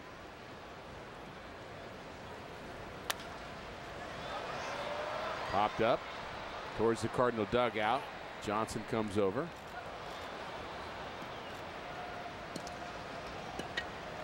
And on top of the dugout, bouncing into the Cardinals, and now for call, we'll give it to a fan.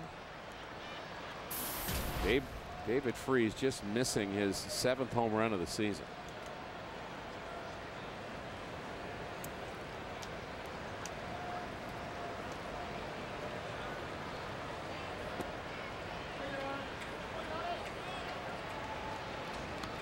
Slider is sharp for Del Rosario, but he doesn't always have command of it. The count now full to Yadier Molina. 10 doubles on the season.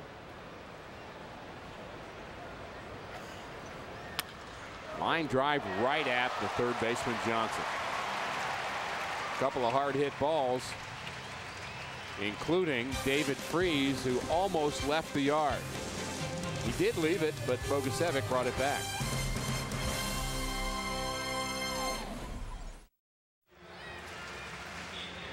A beautiful view of downtown Houston, panning to Minute Maid Park. 7-1 Cardinals, and the Redbirds trying to deal with some of the adversity that they've had of late, losing 3 straight games. And Pat Paris joins us and has a little bit more on what the manager Mike Matheny thinks about that adversity. Pat? Yeah, Rick, I asked him, I said adversity. He said, yeah, a little adversity, and it's not necessarily a bad thing, as we all know in sports, to have a team go through a little adversity, find their way, and come together, as Al was talking about, especially on a road trip. But he said, you know, you see a team like the Astros, and they're on a real roll right here. But the Cardinals went into this season, and he as manager, Mike Matheny, went into this season thinking, we're the team to beat.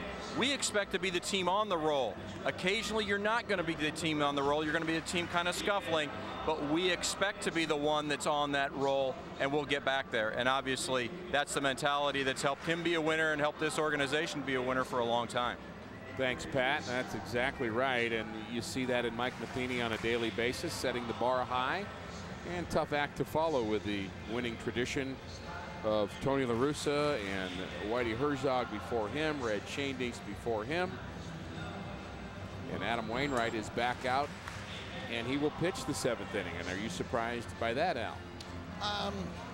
I know that when he got to the dugout, Mike Matheny asked him how he felt, and not surprisingly, he said, I feel great. I want to go back out. And I guess they're waiting and waiting here. He took his warm-up tosses, waiting for the umpires to give him this signal that 2 minutes were up. But it's kind of like still in your recovery, you know, if you have to go get him and they've got activity in the bullpen again, I'd rather have him just end an inning. So let's go 1, 2, 3. Strike one to Travis Buck. He's at 92 pitches. But once again, pitch count to me does not mean anything when you're big and strong. Tough play for Furcal. Off balance throw and infield hit for Buck. We should say, Al, that we had just a spectacular job of God Bless America performed here between innings in the 7th inning stretch. We'll take a look at the infield hit. Joe Prince, World War II veteran, saying God Bless America wonderfully, and there's something about a World War II vet singing that song that just gives you the shivers. Losing them way, boy. You know, I mean, just appreciate anyone that's their military service. Thank them for that, but it's a generation we really do appreciate. Greatest generation. Strike one to Chris Johnson. He's 1 for 2. Wainwright trying to get through 7. I always want to avoid that because, yes, you know, we want to pay tribute, but I want to say that the next generation, you know, we owe them a debt of service too. Here's your 3rd double play in a row, maybe.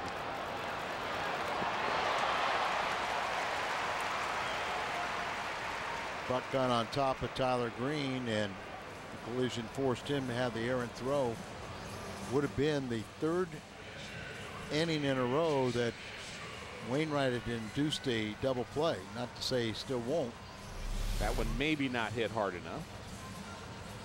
A couple bounces.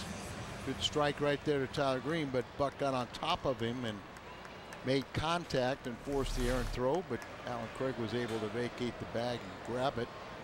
So we get the double play off the bat of Castro. Cardinals defense has been good. We've centered on what John Jay has done, who's playing very shallow in center field. But Tyler Green's made some nice plays. 96 pitches for Wainwright. I don't know much about, you know, Castro because he missed all last year. He did get called up and hit 292 in 2010. That was, so he and Wainwright kind of in the same boat, missing all last year. But for a big guy, you know, they are playing awful shallow, aren't they?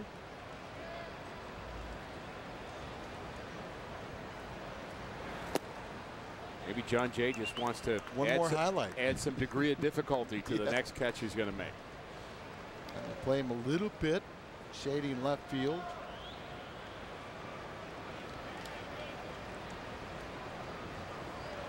Big gap out there in right center. I mean, that's really pitcher depth right now. And I mean, how big is he?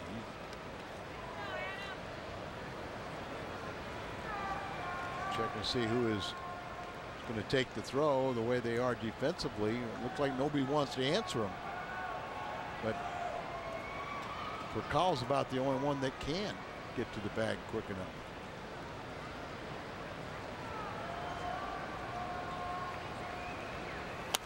Astros 6'3", 213.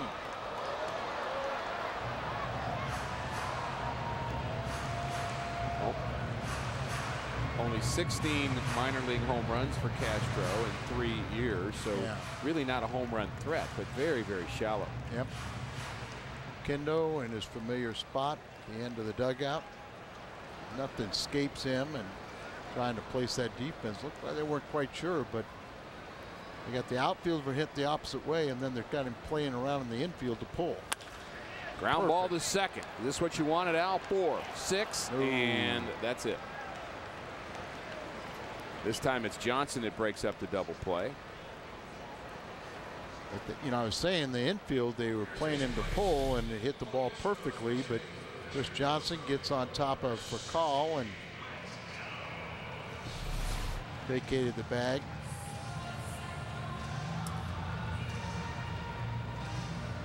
Well, we wanted to see a new reliever. Matt Downs will pinch hit. You know, he had a fantastic year last year coming off the bench. He had 15 pinch hit RBIs. And this year he hasn't had quite that success. 0 for 9.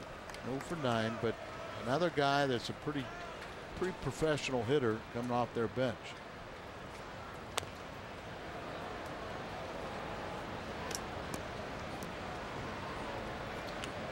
Very good news for St. Louis Cardinal fans to see the performance of Adam Wainwright here this afternoon. Doesn't surprise you though, does it?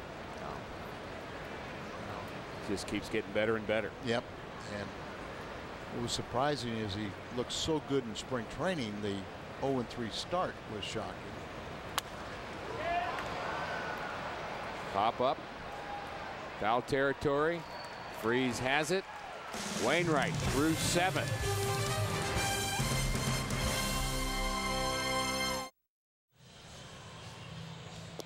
Welcome back to Cardinals baseball on Fox Sports Midwest. Let's go to Jim Hayes in our studio with this Bommarito Sports update. Jim? Rick rubber game between the Mets and D-backs in the Big Apple. No score in the first. Daniel Murphy singles to center. 2 runs come in to score. 2-zip Mets. That was enough for R.A. Dickey. He tosses 8 innings. The Mets win it 3-1. Guys, we send it back to you. Thanks, Jim. The Cardinals will be playing the D-backs, a 3-game series in Arizona, leaving here and hoping for a happy flight here this afternoon. Our Mid-America Chevy dealers call to the bullpen. The second left-hander out of the pen for the Astros is Fernando Abad. Tossed a scoreless 9th inning last night. He's not allowed a hit in each of his last 2 appearances. Lefties are 2 for 8. I don't know. What is Jerry Meals talking? He went out there last inning to Adam Wainwright and talking about his sleeve. He's got enough trouble calling balls and strikes than worrying about the sleeve. Is it a white t-shirt underneath or something? And Brad Mills is going, what's going on?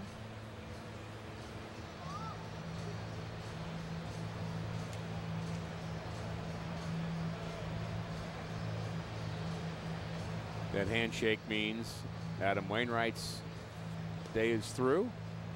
All smiles with Kyle Loesch. Outstanding. They're not talking fishing right there. They're talking curveball. 7 innings, 7 hits, 1 walk, 7 strikeouts.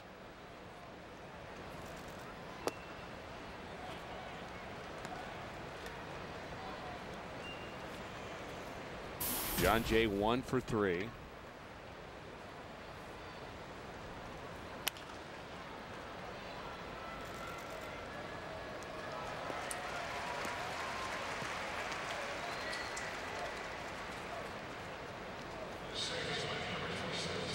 Now the Greens had a nice day. Perfect day. 2 for 2, 2-run home run, a double. Produced another RBI, walked, 2 runs scored. Good to see. And good defense. Good, gained a little confidence.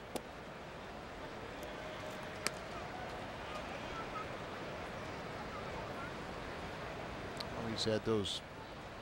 He led the club last year with 11 steals, but really did not. Would never relax, would he? playing as a Cardinal under Tony La Russa, Derek Lilliquist. I'm sure he's talking with Adam, and just talking very favorable about his performance today. Much more likely to talk to a starting pitcher when he comes out after things went well. There's another long one off the bat of Tyler Green, and this is way out of here. Tyler Green has done it again. His second home run of the afternoon. His 4th RBI of the day. And boy, if there's one guy that you'd just like to see this happen, as he said, he had 330 or 323 last year at AAA when he got sent down. And you talk to his teammates, they say this guy is, a difference maker. He is a legitimate player. But we never saw that at the big league level. He just couldn't relax. And so Mike Matheny has been one of his special projects, trying to gain his confidence, really try to give him the job out of spring training. And you see the reaction of the bench. They're all happy to see this. It's a fly ball out in any other ballpark, but here they count as home runs.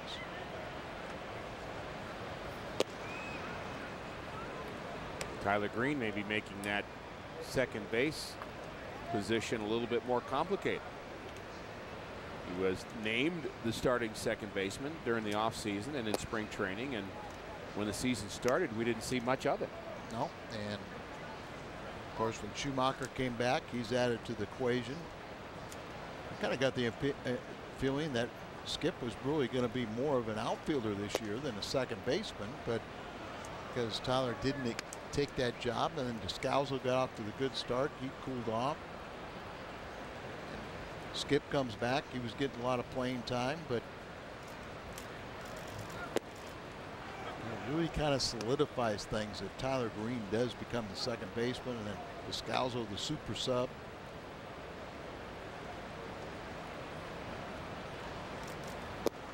And the thought all along is it would give you another element of speed, not just a guy who can maybe steal a base, but a guy who has a high probability of stealing a base. And every team looks for somebody like that. The Astros have their Jordan Schaefer now, a guy who's a very confident base runner. Robinson strikes out. Tyler Green wants me to remind you that this copyrighted telecast is presented by the authority of the St. Louis Cardinals and may not be reproduced or retransmitted in any form, and the accounts and descriptions of this game may not be disseminated without the express written consent of the St. Louis Cardinals. And Ricky, I mean, when you're a good ball club, you're going to get contributions from everybody. So we're not trying to say that one of the other infielders is not doing the job. We're just trying to think of how the ball club gels in a more perfect way, especially when Mike's trying to emphasize base running. You got to have guys that have speed, and he has the most. So if he fits in that lineup, then it, not only the ability to steal a base, but to take extra bases, on balls hitting the gap. But everyone's going to contribute when it's all said and done. Well, sooner or later there'll be injuries. There'll be players who are in a streak where they're ineffective and maybe need to be out. Not even the injuries out like the major injuries, but as Berkman's case, you just kind of have a calf problem. It's not a real major deal, but you just can't play for a couple of weeks. It's just you just can't do the baseball movements that you need to be able to do to play the field. And Mike's very cognizant of the fact that there are some guys with age that are going to have nagging injuries, and they may not be as quick to heal. But I think when I saw from Berkman, I think he's very close, may return as early as tomorrow. Those two worked pretty well today. You sure did.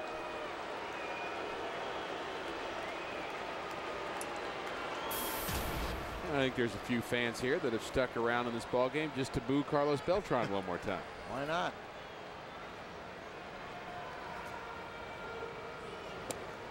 Not sure if Bod stopped there in his motion.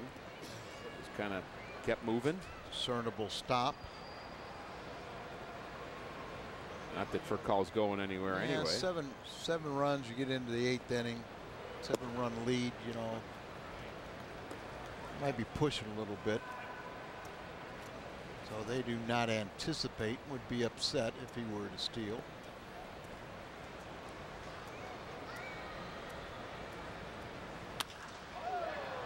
Line drive off the end of the bat. This may drop, and it does in center field. Second hit in a row for Beltran.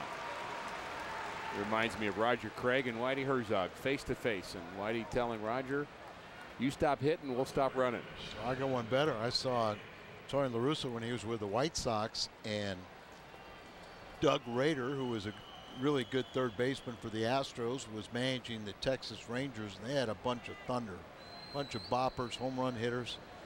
And Rudy Law stole a base in an inappropriate time. You know, late in the ball game with a big lead. And Doug Rader was going to tear Tony's head off, and he would have too, because he was crazy right. as a player. And Tony told him, he said, and you speak from experience by saying that. Yep. And he said, Tony told me, he said, "You tell your home run hitters stop hitting home runs. I'll tell my base stealers to stop stealing."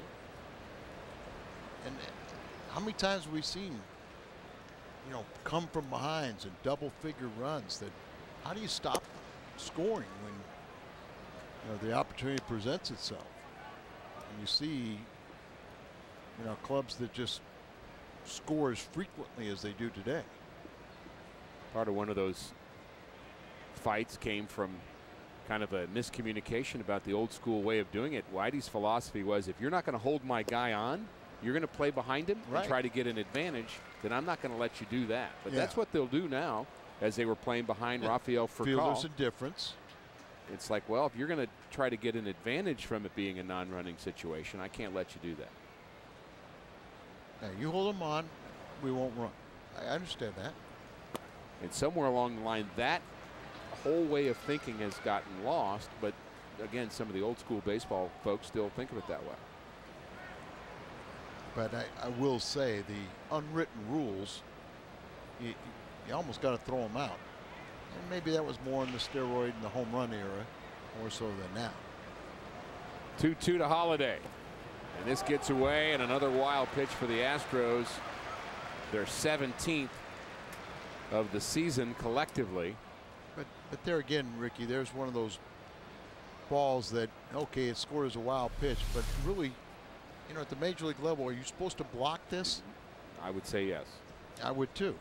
And so it works against the pitchers and the Astros in general, but and we're not picking on Castro, because like I said, he missed all last year. He doesn't have his mobility, but he'll learn to block those pitches. Fly ball to center field. Again, Holiday right at the center fielder, but Tyler Green is having an afternoon. 2 homers, a double, a walk, all kinds of good numbers for Tyler. It's now time for our AT&T U-verse Reverse Recap. It's been all Cardinals. Adam Wainwright, the starter, just 1 run in his 7 innings of work. Struck out 7. Jay Happ, the starter, has always had trouble with the Cardinals, and he did again this afternoon. Alan Craig, an early home run, 3 RBIs. Add Tyler Green to the mix, 4 RBIs for him. Scored 3 times, played good defense. Alan Craig's would be the game-winning RBI if the game stays as is. And Zepchinski, Mark comes in for his 11th appearance. He was acquired last season, July 27th, in the 7-player trade with Toronto. Struck out a career-high 61 batters last year and appeared in a career-high 71 games. Had the 3rd most strikeouts against left-handed batters from a left-handed reliever, 37. He did a nice job in the World Series. And he has the bottom of the 8th here this afternoon. Strike 1 to Jordan Schaefer, who's 0 for 3. And his streak is on the line now. 25 straight games. Franchise record tied Dennis Menke back in '69. Most games reached safely at the start of a season by hit or by walk. And that's on the line here. Bounced out twice and struck out against Adam Wainwright.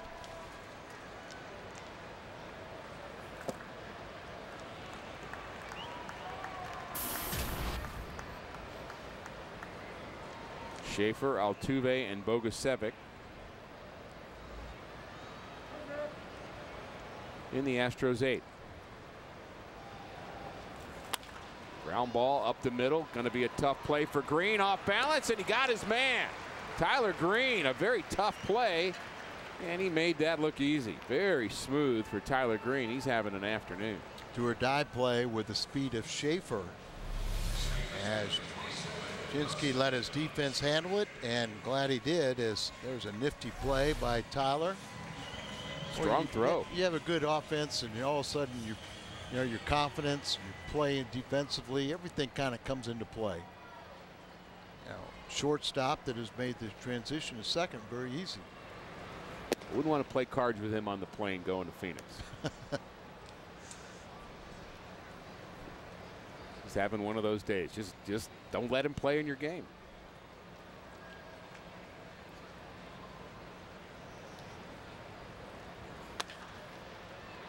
This will be a base hit to left for Altuve, his second hit. Ground ball single in the hole.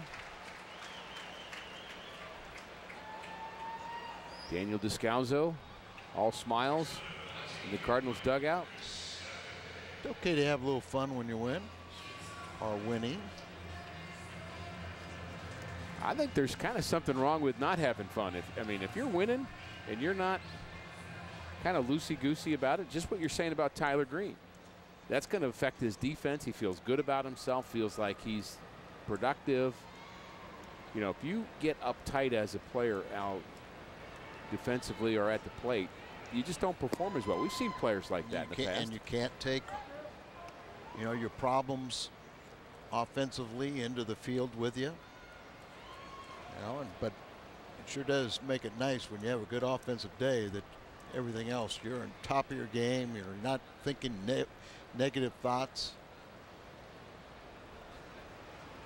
Had a college coach tell me very early as a freshman, he said the best baseball players have a uncanny ability to relax and concentrate.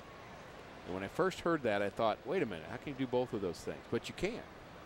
Relax and concentrate. You're relaxing your body, but you're concentrating with your mind, and he was absolutely correct. Sure. Slow things down. Ground ball to short for call, to second for one. No chance to double up Bogusevic. And then you have on the other side of it, when Pedro Guerrero was playing third base for the Dodgers, and he wasn't very good, and Tommy Lasorda was trying to get him in the right mental frame of mind and say, well, Pete, what do you think about before the pitch is made? He goes, well, I don't want the ball hit to me. He goes, well, that's not what you're supposed to think about. What else do you think about? I don't want to hit the sacks either. And well thought. Blues trailing by 1 in the second period, game 4. Their playoff series are down 3-0, and we're still rooting for those Blues. Let's go Blues. Al Raboski, Rick Horton, Pat Paris from Minute Maid Ballpark. We're all rooting for them. For the Redbirds too. A lot of players on this team are rooting for the Blues. Yeah. That's good. You know, we used to have a lot of fun.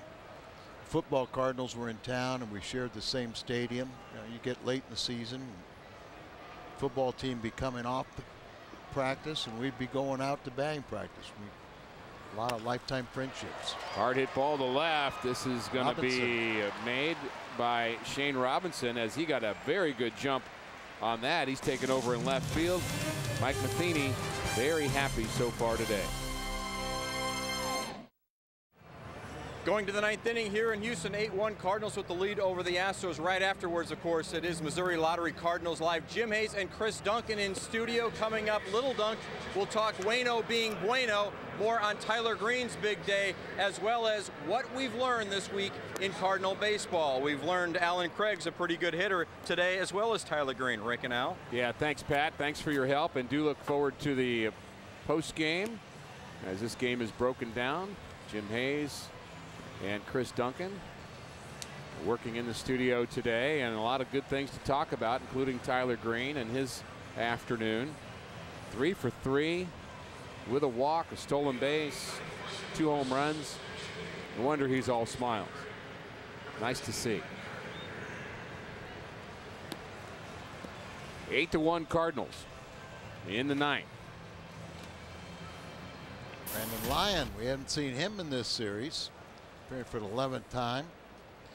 He was involved his last outing. You know, was in, I guess it was in that game where they had 7 pitchers each faced a batter, retired them all. He got David Wright, struck him out. Carpenter grounds out to second. That's Gonzalez, the new second baseman, and part of a double switch for Houston. 1 pitch, 1 out.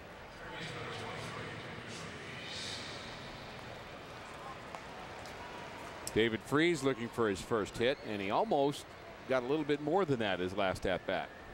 Had a home run taken away by the right fielder, Bogusevic.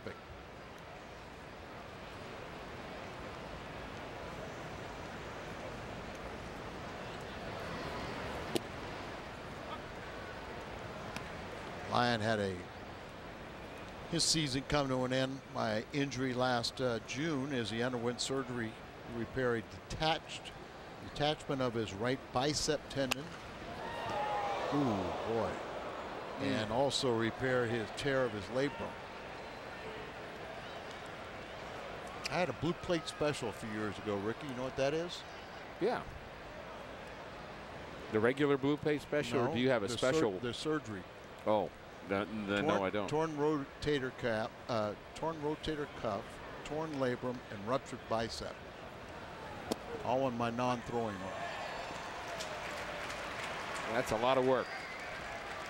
Out number 2. Cardinals baseball on Fox Sports Midwest is brought to you by Budweiser Select. Full flavor, 99 calories.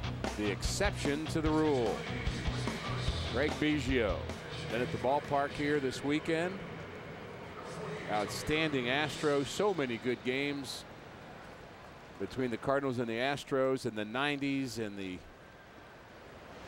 early 2000s. And there he is, still planted right next to Jeff Luhnow. He's one of my favorites. Biggio. Played hard. He and Bagwell, you know, just remember those feuds and the rivalry between the Houston and Cardinals, but it was just a classy. You know, they all had respect for each other. And one thing about Biggio, 1,000 hits, and he found a position finally too. I mean, there was a struggle with him early in his career. Started as a catcher and couldn't throw anybody out. Then he went to the outfield and then settled in at second base. But just really a classic. He'll be inducted in the Hall of Fame with his 3,000 hits, and just a great young man. You know, he and Adam Wainwright, I believe, both from Seton Hall. Does that sound right? Doesn't, does it?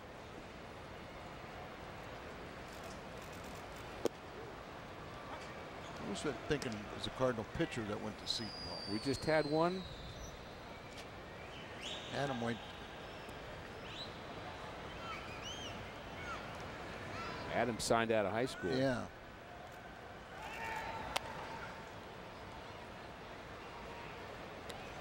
Matt Morris.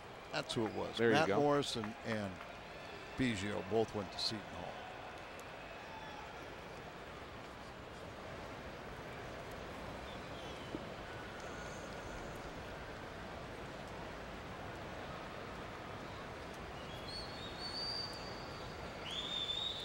Tony Cruz batting in the Cardinals' ninth.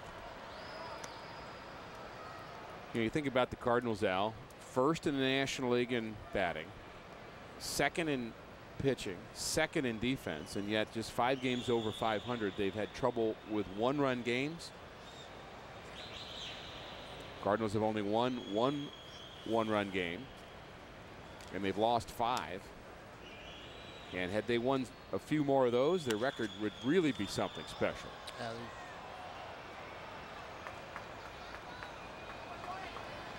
Beat the crowd. You know, the Cardinals only have 4 saves and 7 opportunities, and last in the National League. And you know, and Mott has all 4 of those. And as you said, you know,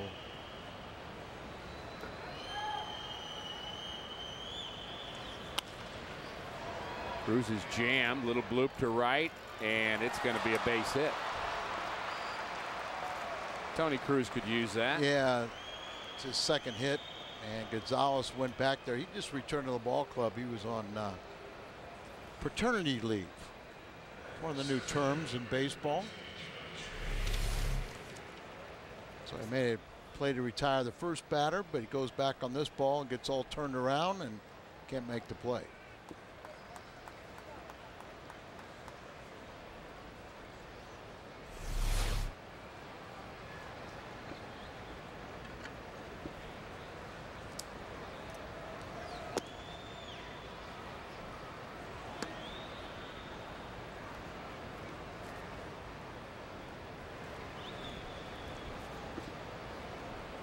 John Jay's 1 for 4 with a run scored, but he has played some center field here this afternoon, really this entire series here in Houston. I guess he's just celebrating Willie Mays' birthday by playing such good center field. Once again, what do you do on Willie Mays on your 37th birthday when the opposing owner gives you a 569-pound cake? Find all your friends in a hurry. No wonder the Giants lost that day 10-2.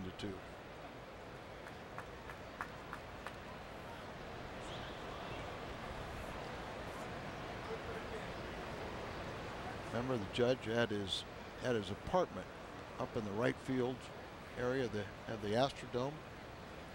Understood it was quite palatial.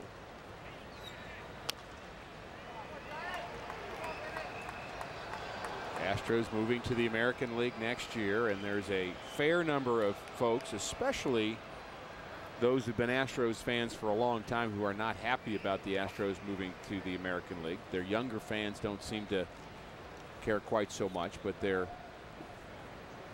fans of the last 50 years.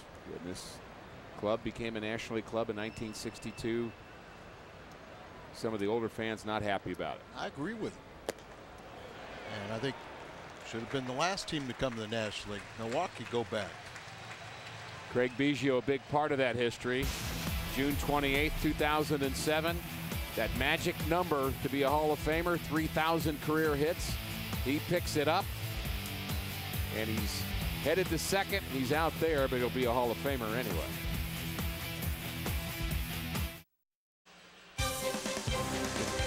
It's been all St. Louis this afternoon. In the final game of this 3-game series, they've hit with power. They've played defense.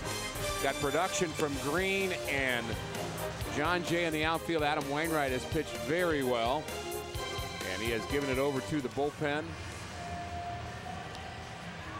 And an 8-1 Cardinal lead, bottom of the 9th inning, and our Budweiser player of the game, we're going to give it to Tyler Green. No doubt about it. Alan Craig was an early candidate. So was Adam Wainwright, as he was outstanding. His 7 innings of work. Sapchinski pitched the 8th, and Jason Mott needs some little work, so he'll get the 9th inning.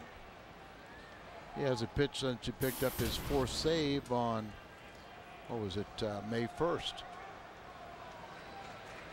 You really don't want your closer to go more than 3 days without throwing. Is that a fair number? I agree. You know they're only going to pitch an inning at a time, and some of those innings are going to be more arduous than others, and sometimes you're going to pitch to just one batter, but for the most part, I would say 3 days off, you got to get him in the 4th day. And Jason's one of those guys that you hope that he has a quick and efficient inning, just get a tune-up for his next save opportunity. But even when he doesn't, and even when he, pitches, throws a lot of pitches, it doesn't seem to bother him. Also a time to kind of fine-tune your secondary pitches, but also you got to, most important thing is, have command. Get back in the strike zone. Got to stretch out the fastball a little bit.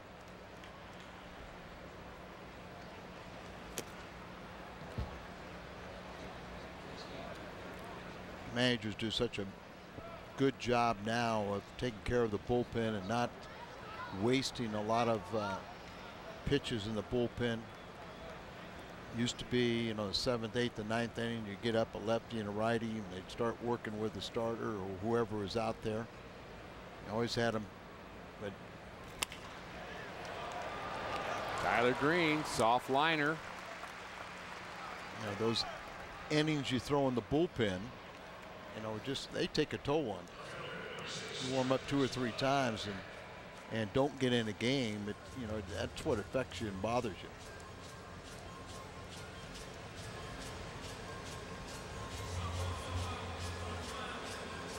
And for any manager, the hardest part of the game is going to be managing the pitching staff and when and where to use your bullpen, who to take out. Ground ball to the left side. David Freese continues to play solid defense, and the Cardinals just 1 out away from avoiding a sweep here this afternoon. And Ricky, from a lot of people that played for Tommy Lasorda, who was a pitcher, but he was left-handed, they would say he probably had more trouble managing pitching staff than any other aspect of the game, right? He sure did, especially the bullpen. Especially the bullpen. I mean, I've heard it from so many ex-players that he had that was his problem. He was a great ambassador for the game, and he's in the Hall of Fame, rightfully so. You bet. But you know, and great to play for, really. Yeah, but it is tough to figure out when to use your pitchers. Jason Mott getting the call here in the 9th, and he looks sharp so far. 1-1 on Chris Johnson, the last hope for the Astros. He's done a good job mixing his pitches, is getting his secondary. Cruz catching him here and making him throw those other pitches that someday you'll get some key outs with him in key spots. That'll do it. John Jay fittingly captures the final out, and the Cardinals, behind Adam Wainwright, win Game 3 here in Houston 8-1. Who's talking about a 3-game losing streak? Forget about that. Really good collective effort, and good to see Wainwright pick up his 2nd consecutive win. See Alan Craig and Tyler Green have great games. Green with 2 homers, Alan Craig with 1. Don't go away. Missouri Lottery Cardinals Live postgame show is coming up next. Cardinals avoid the sweep. They beat the Astros 8-1. Chris Duncan and I are ready to break it all down on the postgame edition of Missouri Lottery Cardinals Live. Dunk, a game that the Cardinals, in a sense, kind of had to have. I thought Wainwright was great. And how about Tyler Green in the 8-hole, driving in 4 runs, getting 3 hits. Big game for Tyler Green. He really needed that. More from Lil Dunk coming up. Plus, the Redbirds dropped the first 2 in the Lone Star State.